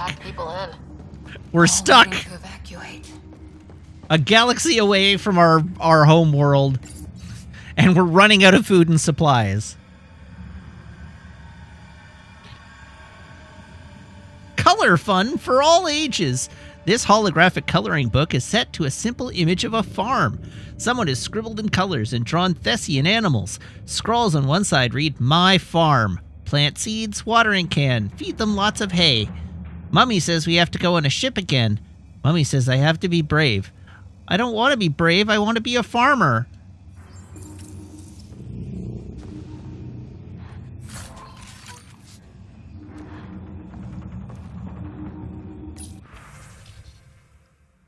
Childcare rotation. Forward to anyone not on the main list. Bellis, I can take the twins and Mohia tonight. We're camped by the emergency lighting, so Mohia will have her nightlight. Judiri, because the Takatses and Jolly got called for evac early, there's leftover cleanup supplies and food in the red cooler. Remember, if you need diaper bags, there's sterile cleanup bags in the washroom cabinets. Break the locks if you have to. Day 10, still going strong. Thana. Goodbyes. Making the big jump soon. Leaving all my love and best wishes. Go ahead and share out my stasis locker. Can't take it, can't worry about it. We'll find help, promise.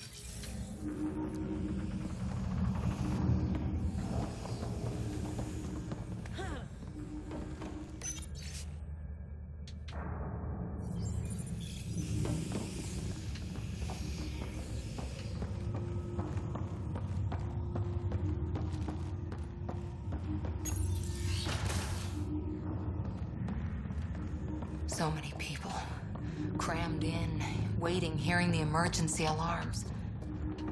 What have we got in this room? Did that to them. What's on this terminal? I can read words.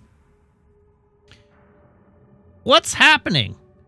From Sarissa. You're out of stasis because you were needed on deck early. Unfortunately, you now need to adapt to a very different scenario than was expected. To avoid rumor spreading, this is the situation.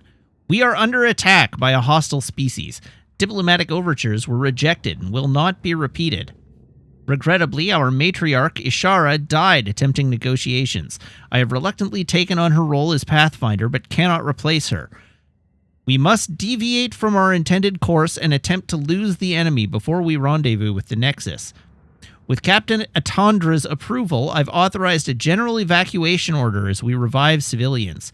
Meanwhile, commando forces and our survey ship, the Paraphona, will perform necessary diversionary actions. I will not understate the seriousness of our position. I won't underestimate your skills either. I have faith in you. 3. Regrets. From Saren. For the last time, I'm not shutting up. I went to sleep dreaming of new worlds and woke to fire and screaming and people huddled in dormitories. And they won't let us back into stasis? We're supposed to just crash land on a barren planet in some teeny escape pod? Like that's going to be better? I want what was promised, what I gave them my money and my life for, and I'm not going to stop trying to get answers.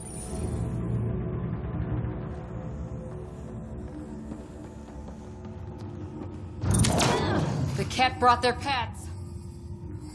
The hell? What did I get smoked by? Oh, that! Yeah, that would do it.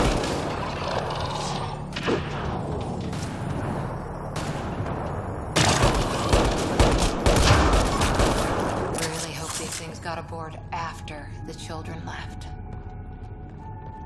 Well, there's not really an answer, but at least they're addressing the question of whether the kids got away alive.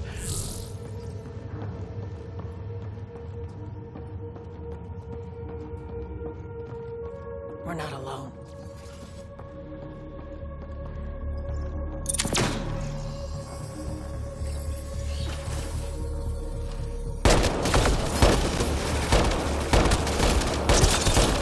What were they up to? They were raiding the snack bar, obviously. Guess they found one.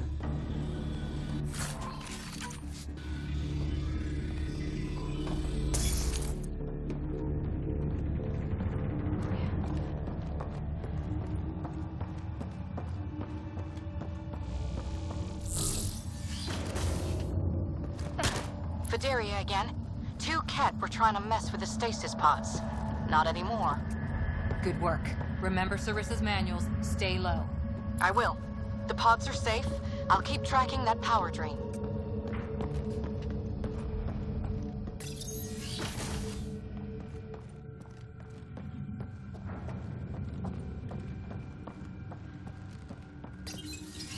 This mission's kind of spooky. Looks bad.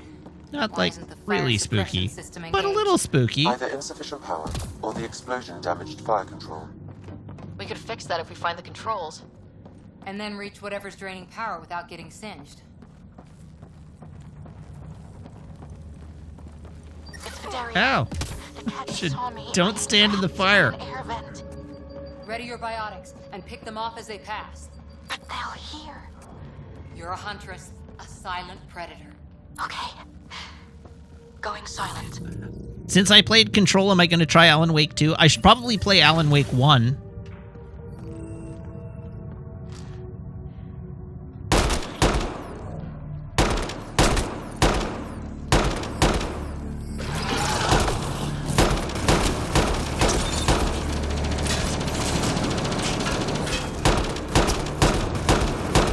Enemies up above!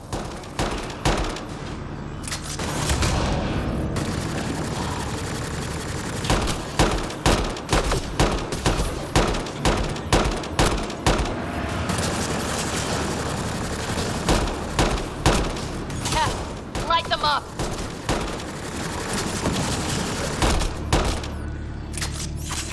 I think the Ket were after the fire suppression controls. Over there. Maybe they also don't want to be on fire. Are we going to learn that these Ket are trapped here too? Yeah, that's right. Ironic. The electrical junction is damaged. I recommend searching for an alternative. Do you, Sam? Do you really?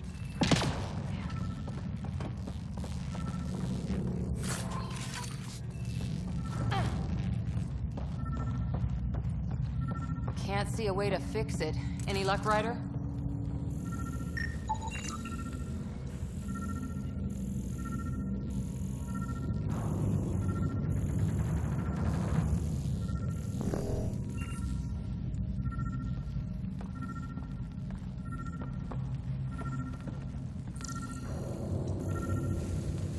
Aha.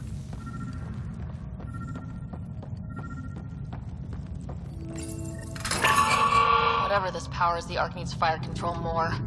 There. Let's try again. Turns out that's the... that's powering, like, life support systems. You may now trigger fire suppression. That should cool us off. Videri again. I got the Ket. They got me back, but I'm okay. Nice work. And with the hangar shut, I managed to track the real power drain. Here's the nav point. I'll see you there. Okay. Let's go. Captain Atandra here. We're warming up the drive core, but we need more juice. We're on it, Captain. Good. The Valiant ship is still out there somewhere. We've lost so many, and Matriarch Ashara. It can't be for nothing. I'm still waiting to find out more about what the Ket's deal is. I'm sure we'll get it eventually. Alright, comms still down, doing this the old-fashioned way. We cannot finish the evac with Deck 12 in that condition. That last Ket barrage sheared the hull plating. No atmosphere, and it's hanging by a thread. I've got 100 people trapped on the other side, and not enough suits. There's children. I can't make that call. I won't. Regarding evac, Giona, Lapras just showed up. That screwball engineer refused her evacuation seat. Says she's got an idea. Some engineer...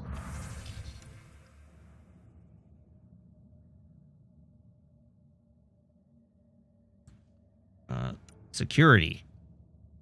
Headed off Ark soon to give those Ket something to chase. Our gear got shot to hell in the last encounter, but old habits made me stick it all in recharge. Do me a favor and keep it away from the civvies, would you? No sense someone coming all this way and then shooting themselves in the foot. These components were taken from Ark systems, including... Alright. Deck 12 hull plating sheared. Atmosphere was vented. No time or personnel to weld. 100 plus trapped. No suits, no time. Can't be done. Can be done. No one else dies today. Want to grab the Ket by the throat and shake them. Keep dreaming, skinny. Should have been a huntress. Grab. Hold the deck plating in place. Not airtight, but enough for breathers. Solved. Explains the problems we're having. What? Could be worth gutting the Ark. Ooh, Asari sword 4.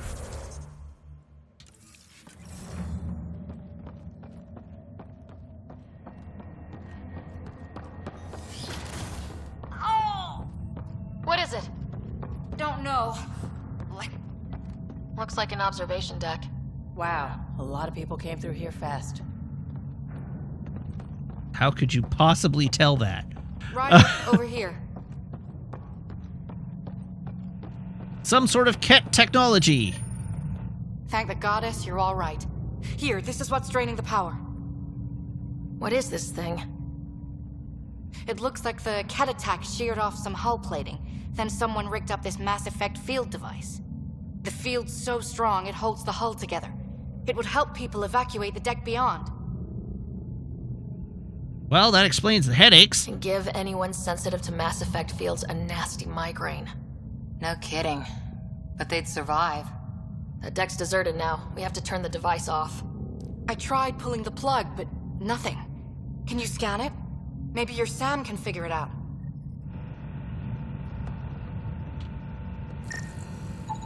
The device requires 2 people for shutdown. 1 disconnecting the cables, and another at the device itself. I'll handle the device. Caution. Once begun, the failsafe cycle must be completed, or the device will fuse.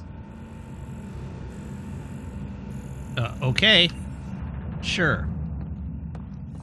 Cable the first. Disconnect. Ready, Vidaria? Disconnecting the first cable now. Cat! Of course there was a Watch the cat device. attack just We'll then. handle them. But we need you, Vidaria. You can do this. Oh god. Oh Jesus. Oh god. Oh Jesus. Watch the glass. It can take a few shots. Focus on the cat.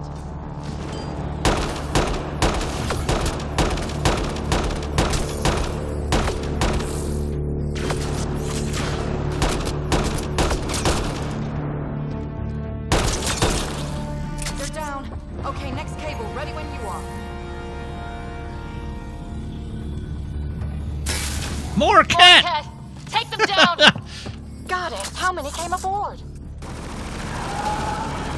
One or two.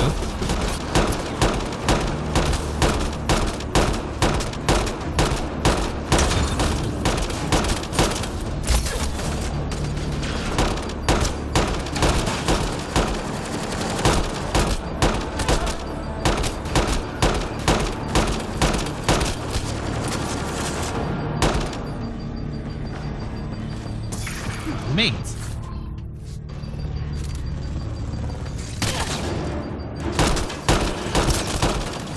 All right, now the cable.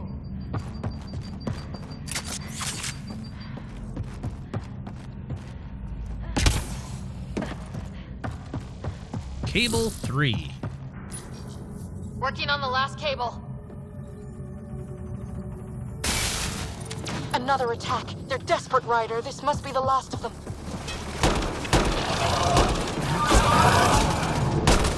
Nice doggy. Nice doggy.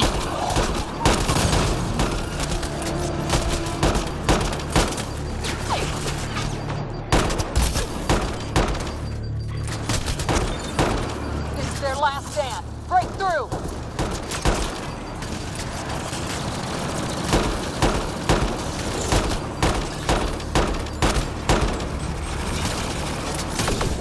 Man, it's a good thing this Mass Effect field generator is impervious to bullets.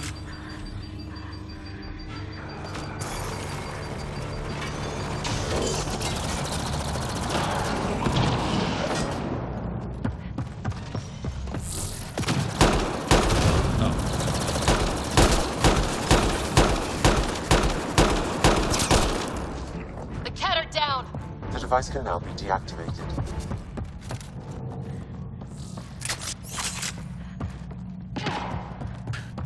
Remember when they said we needed 2 people?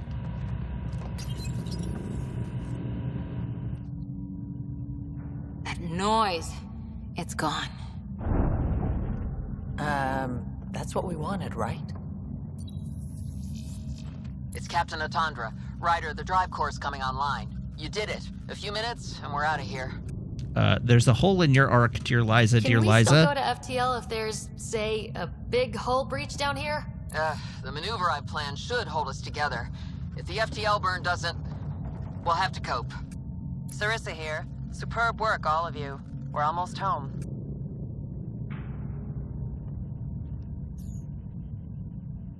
It's really over. I should go and help. There might be something I can do.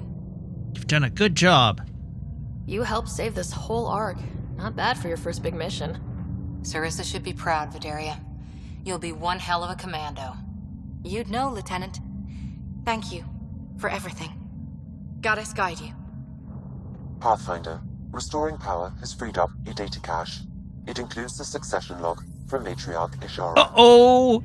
Can you access it? Things are about to get spicy! Forget the data. I need you. The barrier's collapsing. Ishara, they'll tear the Ark apart. That data is the only thing that might buy us time. Cat reinforcements approaching, Pathfinder Ishara. Sarissa, my Samcat. Tiamna, please. I have to save them, even if I can't save.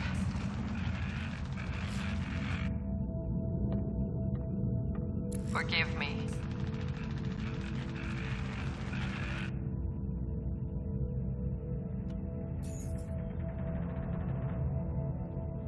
Tiamna used to mean guardian of temples, a champion who stayed faithful even when all was lost. Sarissa left her to die. It was a necessary decision.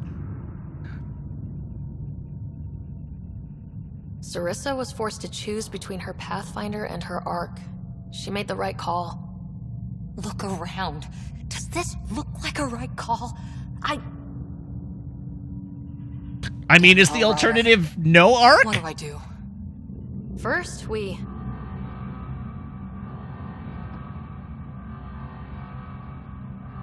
Atandra here. The cat hunters blindsided us. They have a dropship headed for the breach on Deck 12. How long until we have FTL? Too long. Sarissa's coming to help. Push him back. Helmets on, people.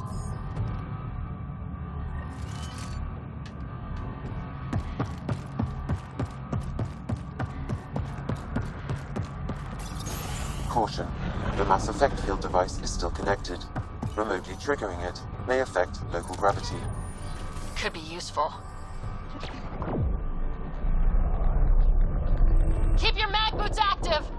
And stay back from the edge!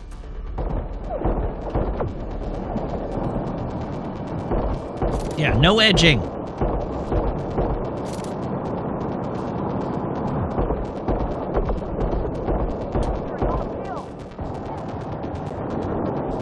Some edging.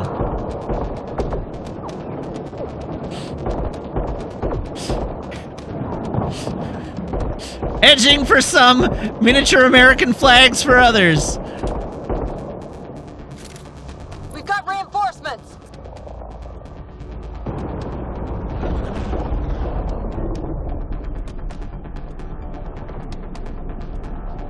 I think actually they have reinforcements. We, I don't think, have any reinforcements.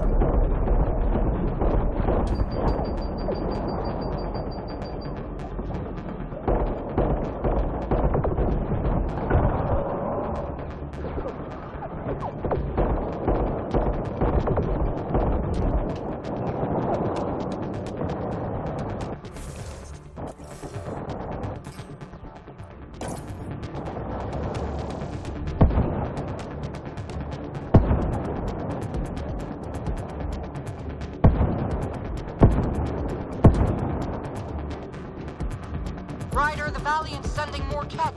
Sarissa's almost there. Don't let up.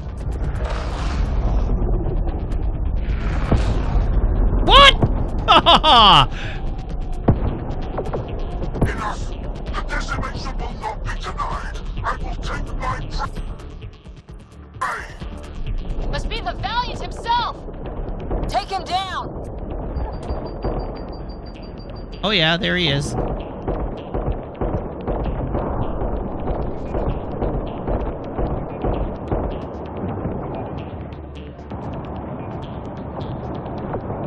The Asari thief hides behind her minions. She is their puppeteer. She will be judged as they are. This guy sounds like Arnold.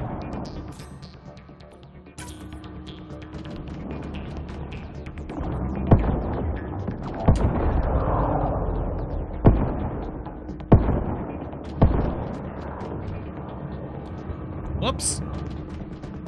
None escapes the decimation's reach.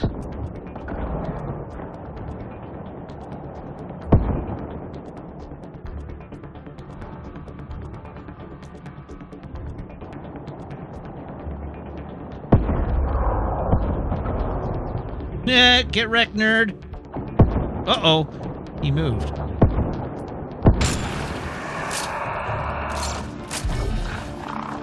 Forget capture!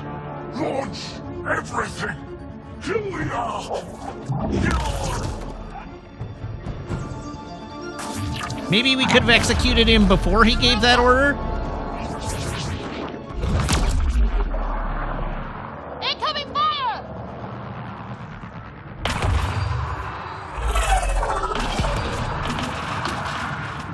Like the Battle of Kirkus, there's still a chance.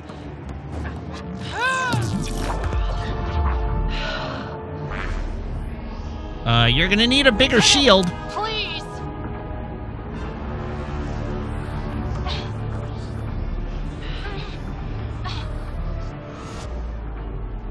Yep, bigger than that.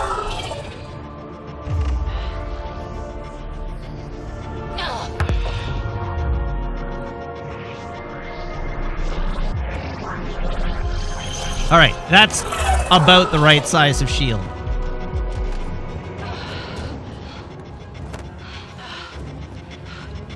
Captain, get us out of here! Oh yeah, look at all the damage those missiles are doing to the Ket ship. Ah, there it is.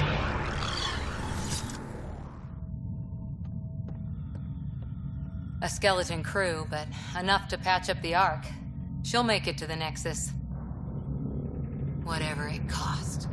You need to talk to Sarissa about Ashara's message. I wanted to thank you both. That was exemplary work. I'm proud to... Ma'am? Sarissa? We know about Ashara. The log survived. Then her final moments won't be lost. You deserted your Pathfinder. You should be better than... I chose protecting all these people over a single life. The choice they train us to make, Lieutenant. But you didn't tell anyone. Because then you wouldn't be their shining hero. And maybe that's how it should be. Actually, no, they're all aware. Being a Pathfinder means giving them hope. Ryder, you know this, don't you?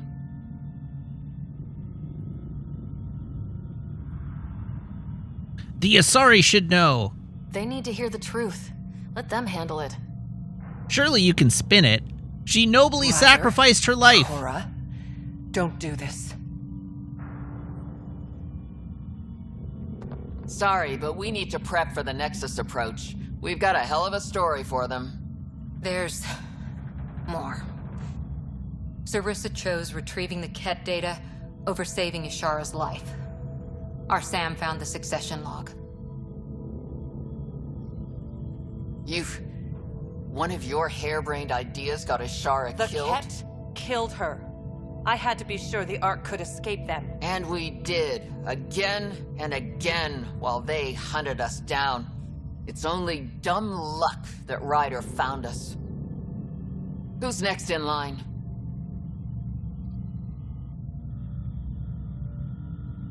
Bedaria. Maybe a Pathfinder with some humility can do better. You can look to Ryder's example.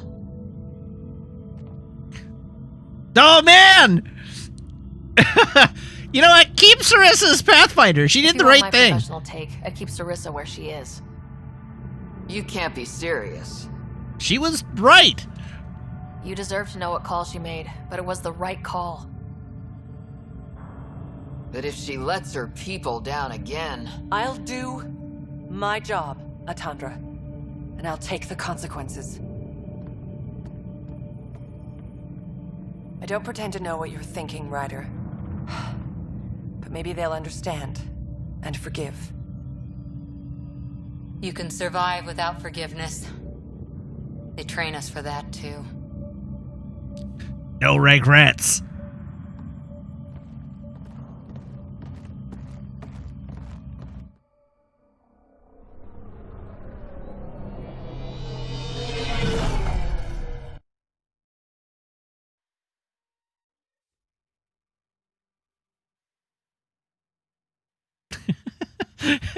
Damn, I pretty says, Hey. The eyeballs. Okay? It's like they want to get out of their Can I skulls. Do you test you remember the today over eyeballs in again? Mass Effect 3? And not topple a hero in front of her entire arc. I put so much faith in Sarissa. But the Asari were just as lost as we are. We're not lost. We know our mission. I think we're finding our way pretty well. Finding our path, you might say. Should have known better than to say that to a Pathfinder. Thank you for being there, on the Lucinia. Can I tell you something? Sure. The old man was right to choose you as Pathfinder instead. I don't blaze a trail. I always look for the mentor, their plan. As a Pathfinder, my mistakes would be worse than Sarissa's.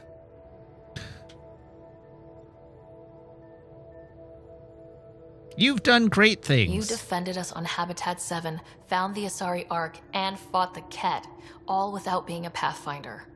That's just my job. And you're really good at it. Look, neither of us chose this, but maybe we both ended up where we needed to be, even if we lost your father. But it's happened. If you can't outrun it, gotta use it. What did you... He said something like that once. Still true. I need to think a bit, but I'll be okay. And on deck whenever you need me. Loyalty earned! Pathfinder, Hooray. you have pending vid calls. Vid calls? Oh, I wonder if doing that mission has opened up a dialogue with Jal. Hello, sexy alien boyfriend!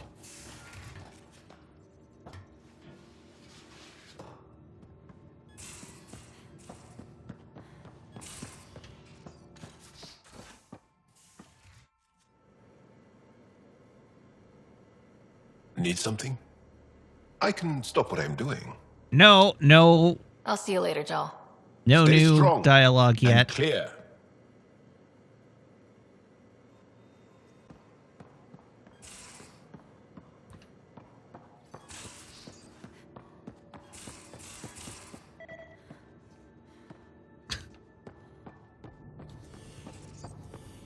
Emails!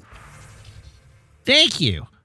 From Cora. I mean it. Thank you. Still sorting through everything, but it's easier since we talked. No idea what the other Asari will make of Sarissa now. Will they trust her judgment on what planets to settle? Follow her against the Ket? Remains to be seen, I guess. Meantime, let's hit some bad guys, shall we?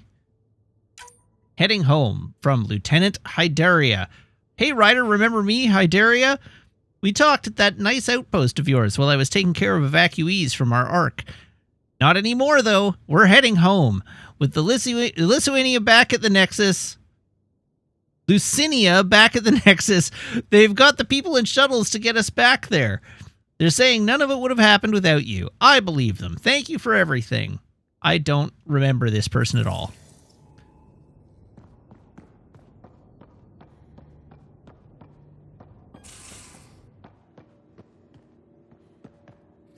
For me, it was Tuesday.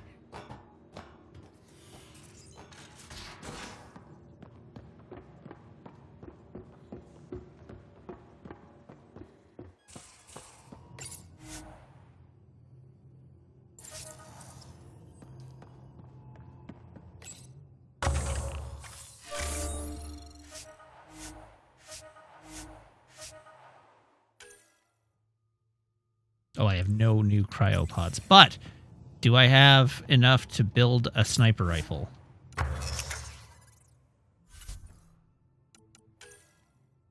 I do not. Curses.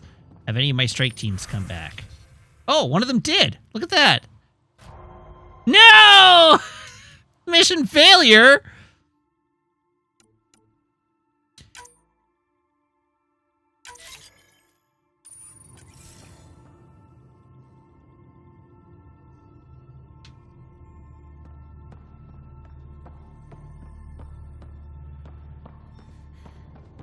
Prepping VidCon communications. Yeah, VidCon.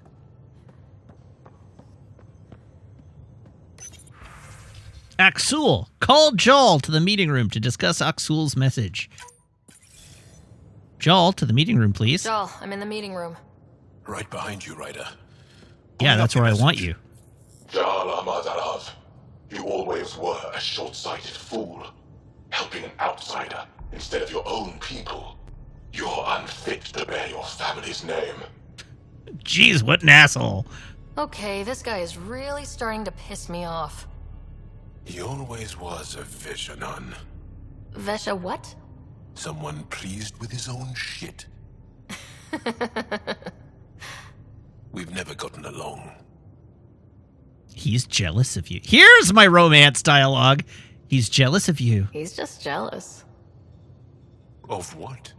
You're the better man. Well, I am better looking. Axul wants us to do something reckless. Let's not give I him want the us to do something satisfaction. reckless too.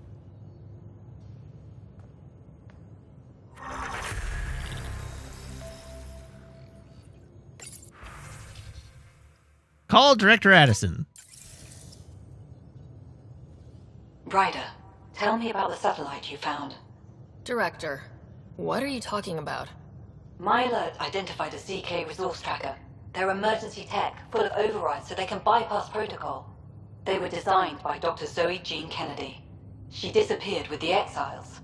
If her tech has shown up, that could give someone a backdoor to steal from your outposts. Uh-oh. Why were these trackers allowed to bypass protocols? They're supposed to be hubs, to rapidly track and pull resources if lives are at stake somewhere. That's why they weren't deployed. Tan didn't like anyone bypassing his rubber stamp. If this satellite is new, how has it kept up with our security measures? That's a very good question. What was Dr. Kennedy's role in the initiative? She designed the orbital beacons, forward stations, and half the kit in the Tempest. She'd ram an upgrade through before the requisition was on Tan's desk. Dr. Kennedy disappeared along with the Exiles. That was a big loss. Okay. Pretty extreme to set up a personal alert. Why do that? A lot of Dr. Kennedy's projects were unofficial. But you backed them, like these trackers? I don't want some asshole using my access codes to cut a backdoor into our resources, or Tan blaming me for it.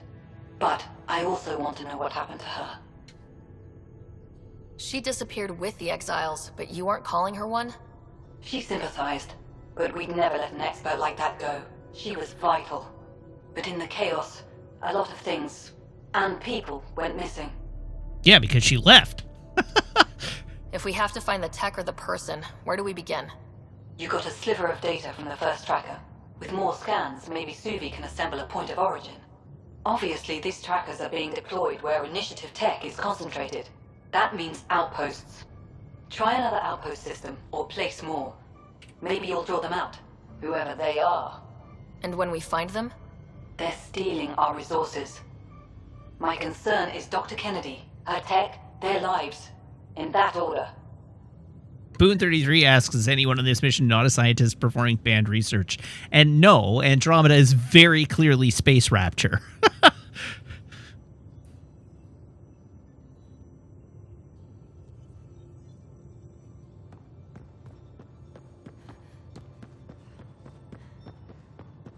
Ah, there's the exit.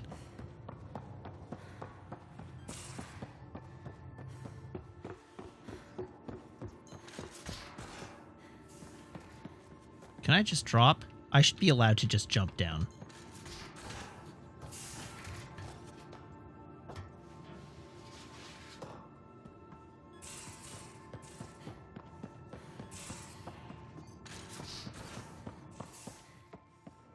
Oh, Joel's in a different spot.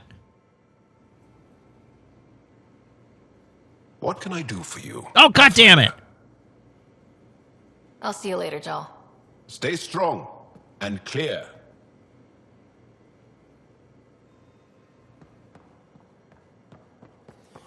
I mean, I know for a fact I'm not deep enough into his story to do freaky space makeouts, but still, I gotta try. We just keep feeding the like horny dialogue into him until the break point before the climactic mission, and that's when it'll happen. Scan complete. All right. The Lucinia, named after a mythical Asari kingdom of wealth and learning, Ark Lucinia is built along similar specifications to Ark Hyperion.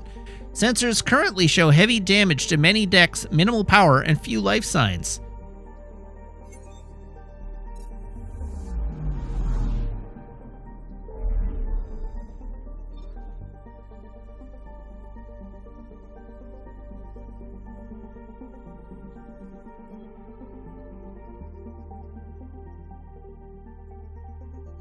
Okay, where to now?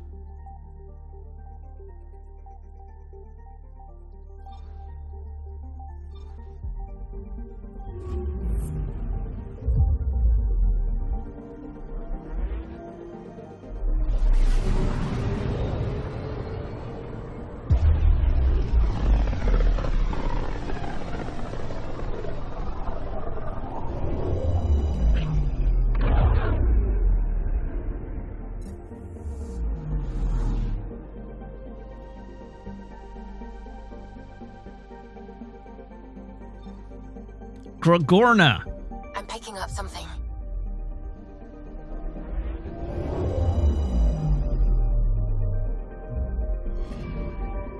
I'm picking up something. The radiation of the Zabure sun keeps much of Grogorna molten at all times. Oceans of magma thwart all but the fiercest attempts at exploration. Liquid hot magma.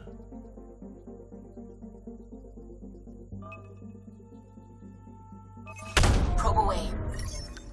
Tracking a huge mineral deposit. A large mineral deposit. Copper is a noble metal whose high conductivity makes it useful for a variety of purposes.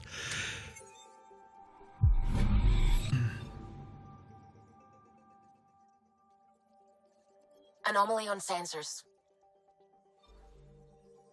Dothraki.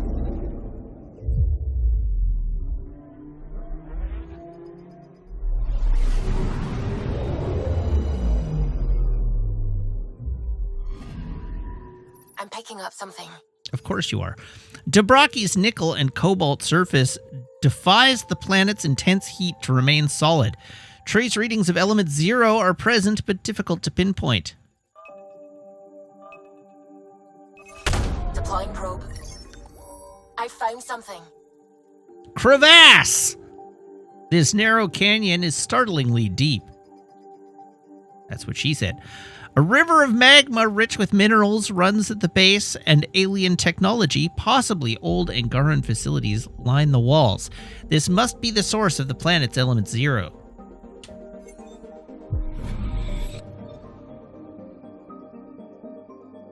Anomaly detected.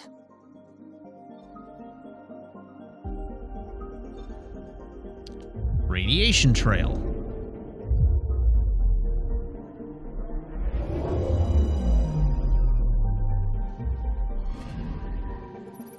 Signature match for the Nexus shuttle stolen by Ruth Becker. Hull integrity degrading. Didn't we already murder Ruth?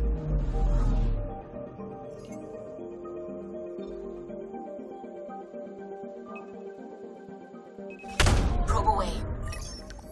Tracking a huge mineral deposit.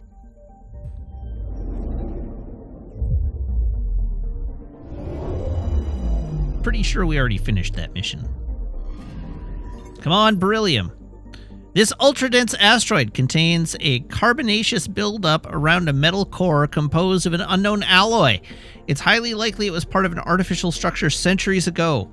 Remnant technology, or something entirely new. Pardon me.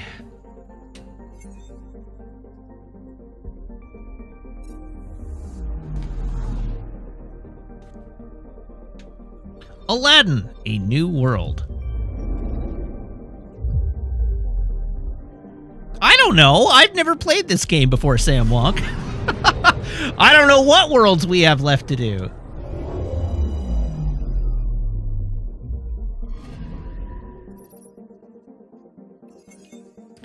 All right, Aladdin.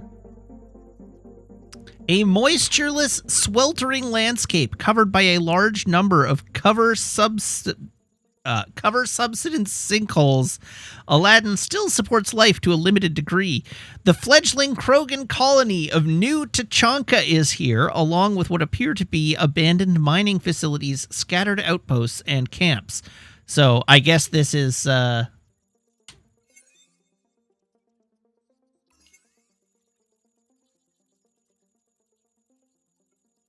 This is Krogan World.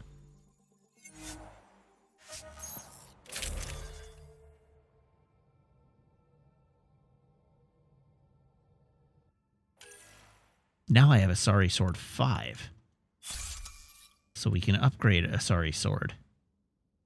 Surely I have a better pistol by now. Oh, yeah. Okay.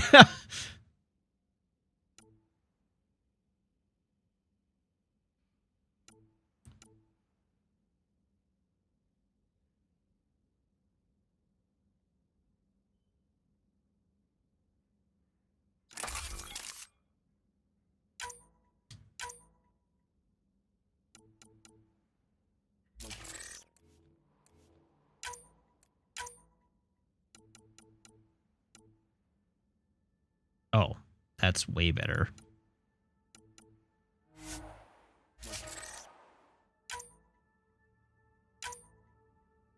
Pistol clip size, melee damage, pistol clip size. With no downside.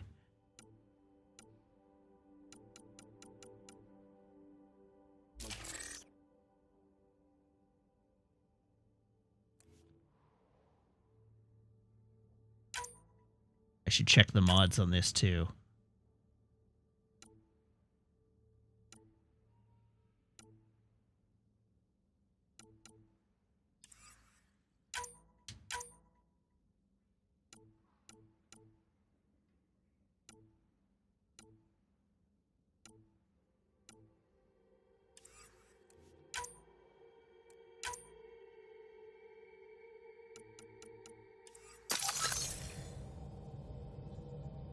Sam, send Callow the nav point provided by our Krogan contact. Drac, we're landing on Eladin to rendezvous with Jorgal Strux. On my way. The This Is Fine meme joins Fortnite star-studded roster. For 1,000 V-Bucks, you can buy an emote in which your character will sit on a stool drinking coffee while being surrounded by fire. I wonder, did they pay the original artist of that comic?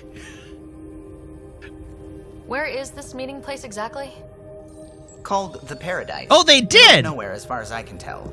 All right, great. Paradise is different for a Krogan. Everyone go buy that.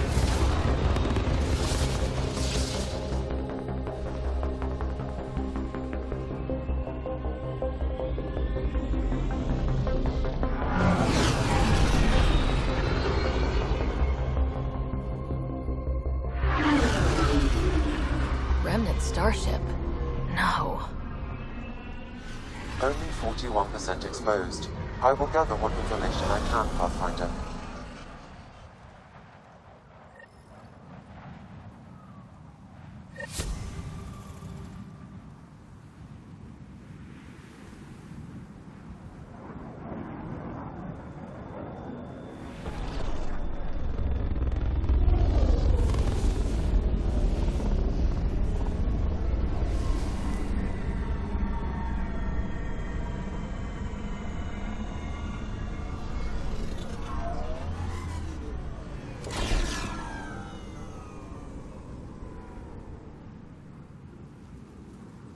Who lives here besides the Krogan? Scavengers with nothing to lose. Criminals chucked Oh yeah, out that of guy. Panara.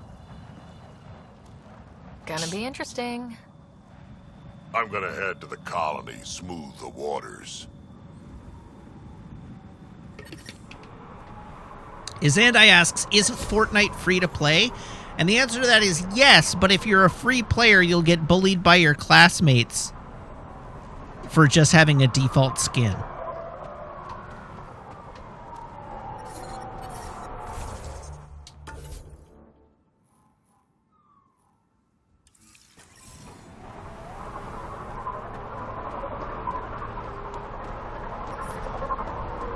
Dang, it's 51 degrees in the sun. The sand gets in everything.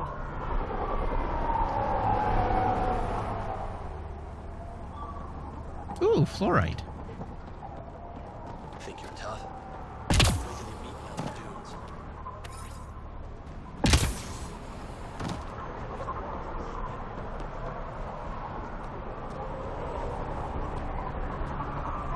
dudes. Pete Johnson, yes. 51 degrees Celsius is very hot.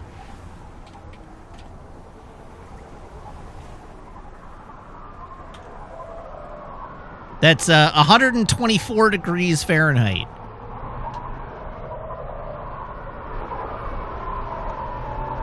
What's that over there? They look like tanks of some kind.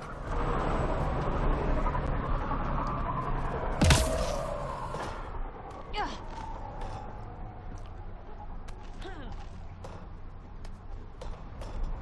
Is Fortnite millennial-fied? I don't know any millennials that play Fortnite. I would believe that everybody in school is now playing Roblox, But I assume that Fortnite is like the teens, like high schoolers, and Roblox is like elementary schoolers now. But I don't know. I'm not hip with the kids. What are you looking at? I was just curious. To be honest, I'm curious about what's going on here. What's going on is none of your damn business. Keep walking, or I'm gonna shoot out your knees. I thought the rule was no guns. That won't protect you outside the gates. If you see me there, you better run. Pathfinder, is it necessary to engage with this individual? I don't see how it helps our cause. Right. Let's just back away slowly, guys. But he had a quest marker. Oh. He, in fact, did not have... Oh. Exchange. I don't understand it. They screened every initiative applicant. How did so many of them end up violent and unstable? You think something... Wow. Be careful around that one, Ryder. Perfect. Brain chemical imbalance. Not his brain chemicals.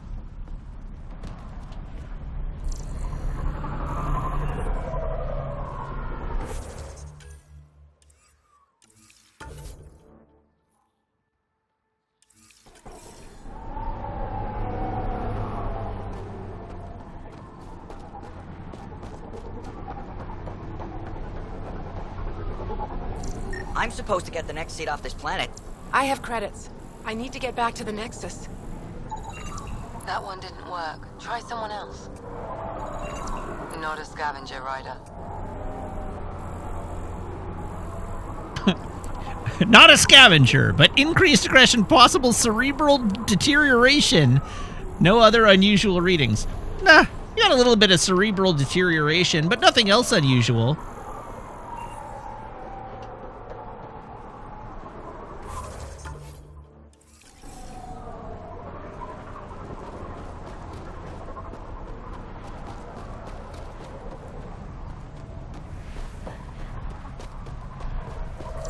Look at this place. The colors are... Not a scavenger, Ryder. Or are you a scavenger? How do I even know if you're a scavenger? Not a scavenger, Ryder. You're a guard.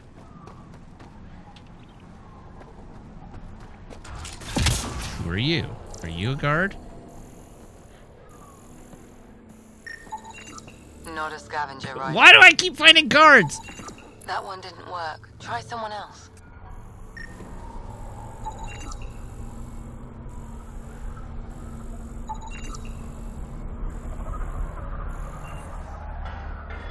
It's a fair exchange.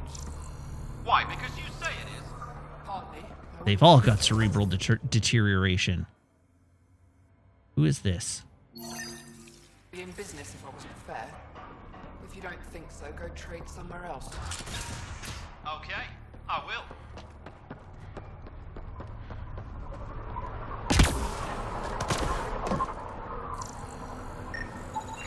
Interesting. Strange. Data's not coming through. Try another one.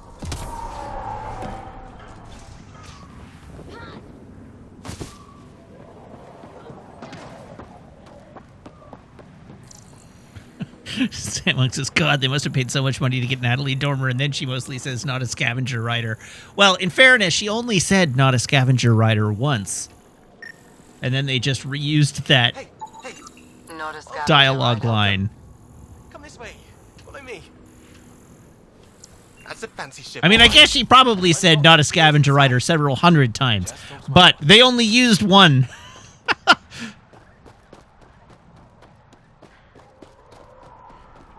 Nerys got a hold of those creepy Almost croaked out there. Excellent.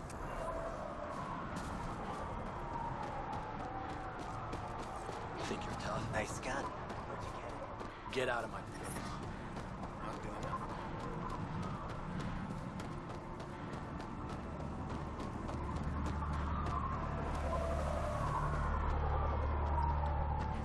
Tried the flop house. I'll kill each one of you. See if I'm I wonder if scanning in public like this breaks any kind of privacy laws. It seems like it would.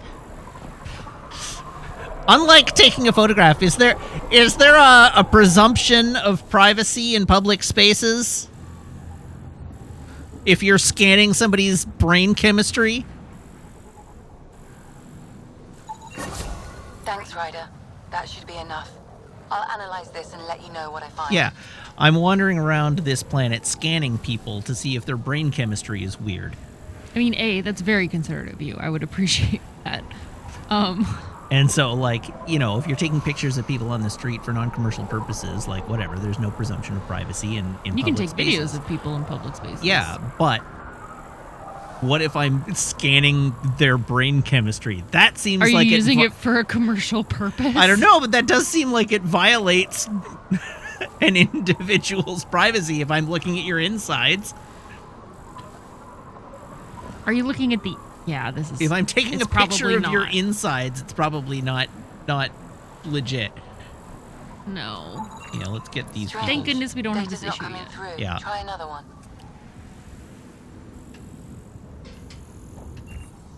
Hey, I'm talking to you. Hey! No, you aren't. Stealing the next shuttle out of here. Wish that goddamn sun would just... Halsey? Hey, I recognize your insignia. Your Nexus, right? A Pathfinder. Can't Halsey. What is wrong with your face? Can we load in the detail maps, please? We would like to have the cutscene models, not the gameplay models. Can we get that texture filtering running?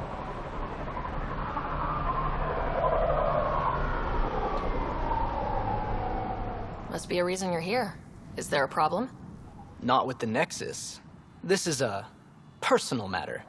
My sister Isabel fell in with the wrong people. She joined the rebellion and was exiled to Kadara. Somehow, she pissed off enough people to end up in this hellhole. Your security and your sister's a troublemaker.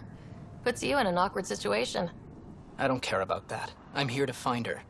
I know she can't come back to the Nexus, but we can start over on Kadara, together.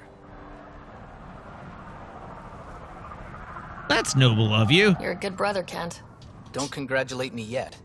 The problem is, I underestimated this planet. I don't have a vehicle or a way to survive the heat. I'm stuck before I've even started. I'll find her. Don't worry. I can track Isabel down for you. I hoped you'd say that. I think the salvager from Kadara has info on her. She wouldn't give me anything, but maybe you can get her talking.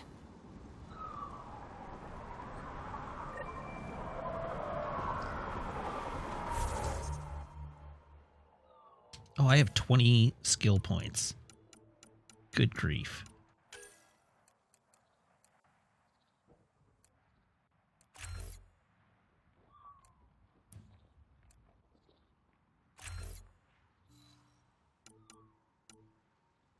I should put some money or some points into shotguns.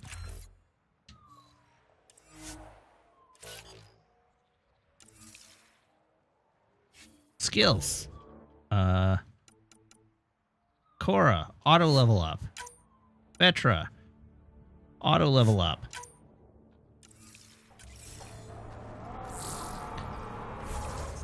Map.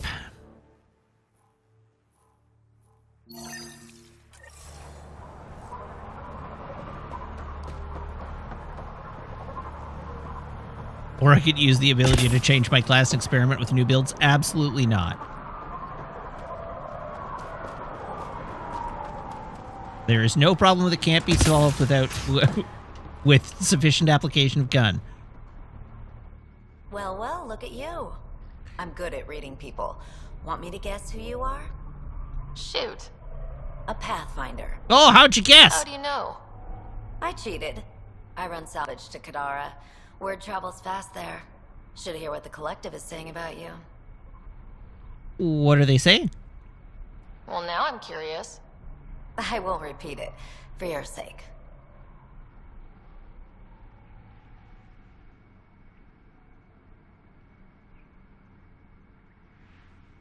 What's your take on Eladin?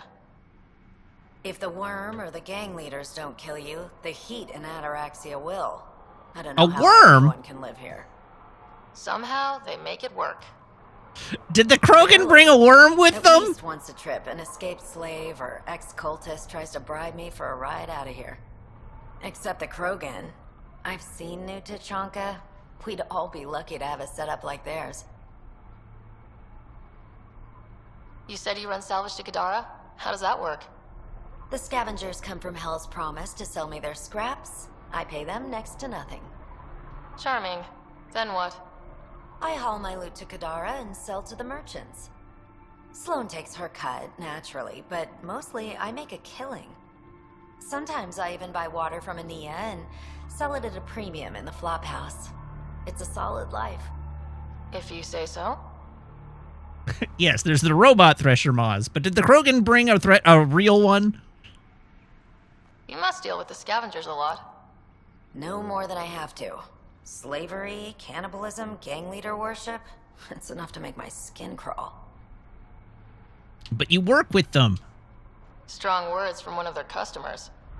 I buy from them. Doesn't mean I have to like them. Might be safe here, but out there, if a gang leader wants you dead, you're dead. I don't plan to let my guard down. Can you tell me about Isabel Halsey? Got info on someone named Isabel Halsey? What am I, your personal database? Pretty please? Come on, you're the only one here who doesn't want to kill me. Just help me out. Fine. I've never met her, but I heard a few scavengers talking. Mention a cave out in the dunes. Something about Isabel's time being limited.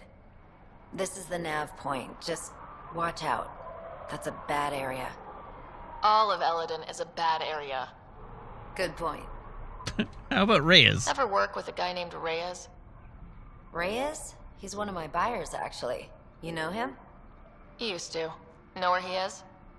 Haven't heard from him in a while, actually. No one has. For all I know, he's living it up on the Nexus. All right. Goodbye. Take it easy. Always do.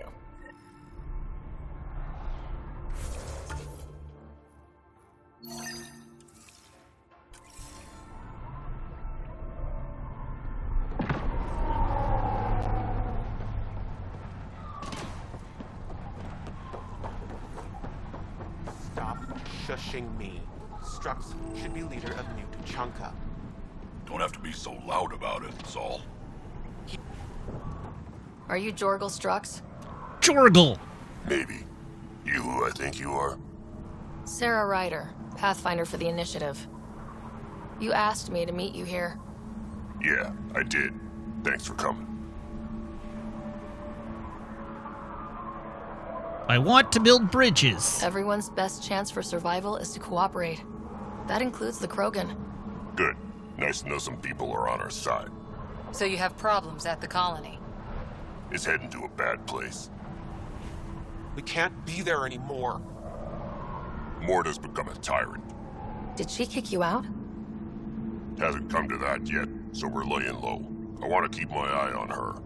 She's planning a strike against the Nexus, that much we know. Drac disagrees. Drac trusts Morta, and I trust Drac. I'm there. Drac isn't. Morta is going to rip this colony apart. And then we're all going to die. Krogan dying? Your homeworld's worse than this place. Everyone needs food and water, even Krogan. Morta's rationing. My group thinks the Krogan should make peace with the Nexus. I mean, it makes sense. We need the Krogan and the Krogan need us.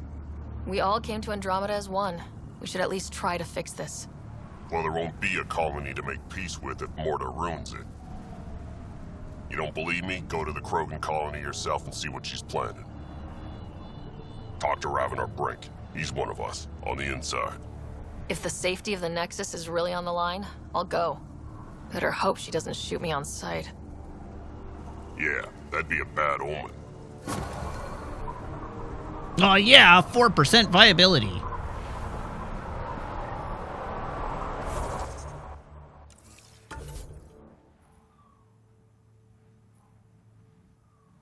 Oh, no.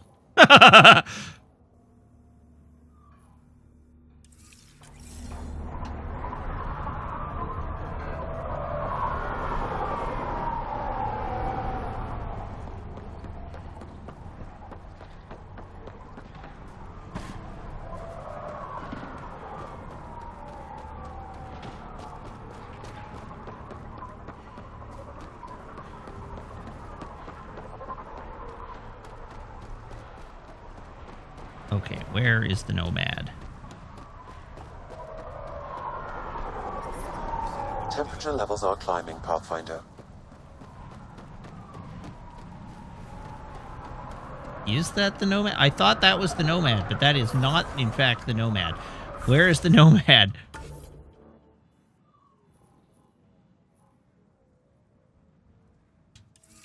Environment check.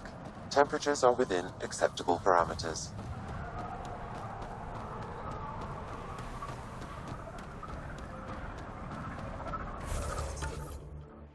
Oh, I should be running in the right direction.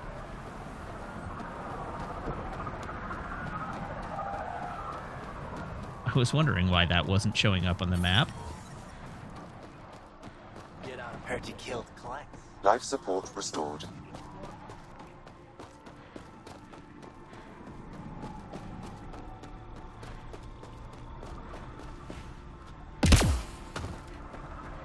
Activating automated forward station deployment.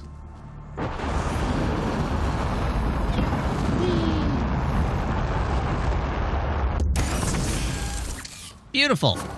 Mining zones in this region are available, Pathfinder. I've added them to your nav system.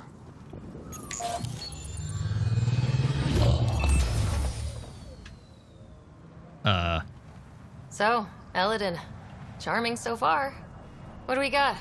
Besides the sand. The Revenant monolith suggests this was indeed supposed to be a golden world. It also suggests the presence of a vault. Additionally, here is the large derelict remnant ship that we saw as we landed. Hopefully abandoned. Scans indicate it is not. The site is active with scavengers and remnant bots. Here, scavengers have taken over an abandoned camp between the two.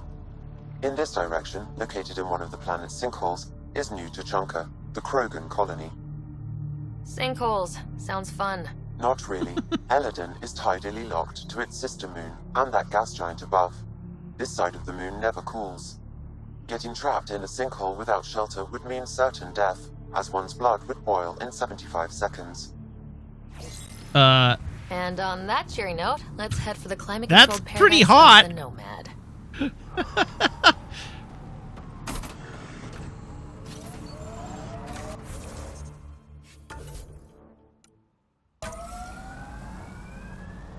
Alrighty, and I'm going to call it there because we're coming up on 10 o'clock and there's not much point in starting anything new. So thank you very much, everybody, for tuning in. Thank you to everybody who subscribes, everybody who follows, everybody who cheers, everybody who chats, and everybody who hangs out and lurks.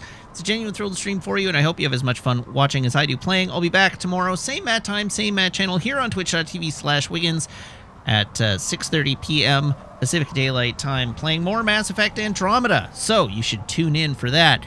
In the meantime, of course, you can follow me on Twitter, YouTube, TikTok, and Instagram at Wiggins_TV. And if you're a subscriber, you can join the Discord by making sure your Twitch account and Discord account are linked to Discord's backend, where my server will appear to you as if by magic among your linked servers. So, join the Discord. All right, we should fire up a raid. Brave New Faves is on, so raid, Brave New Faves. Everybody hop aboard this raid train. I will see you later. Until tomorrow, so long and goodbye.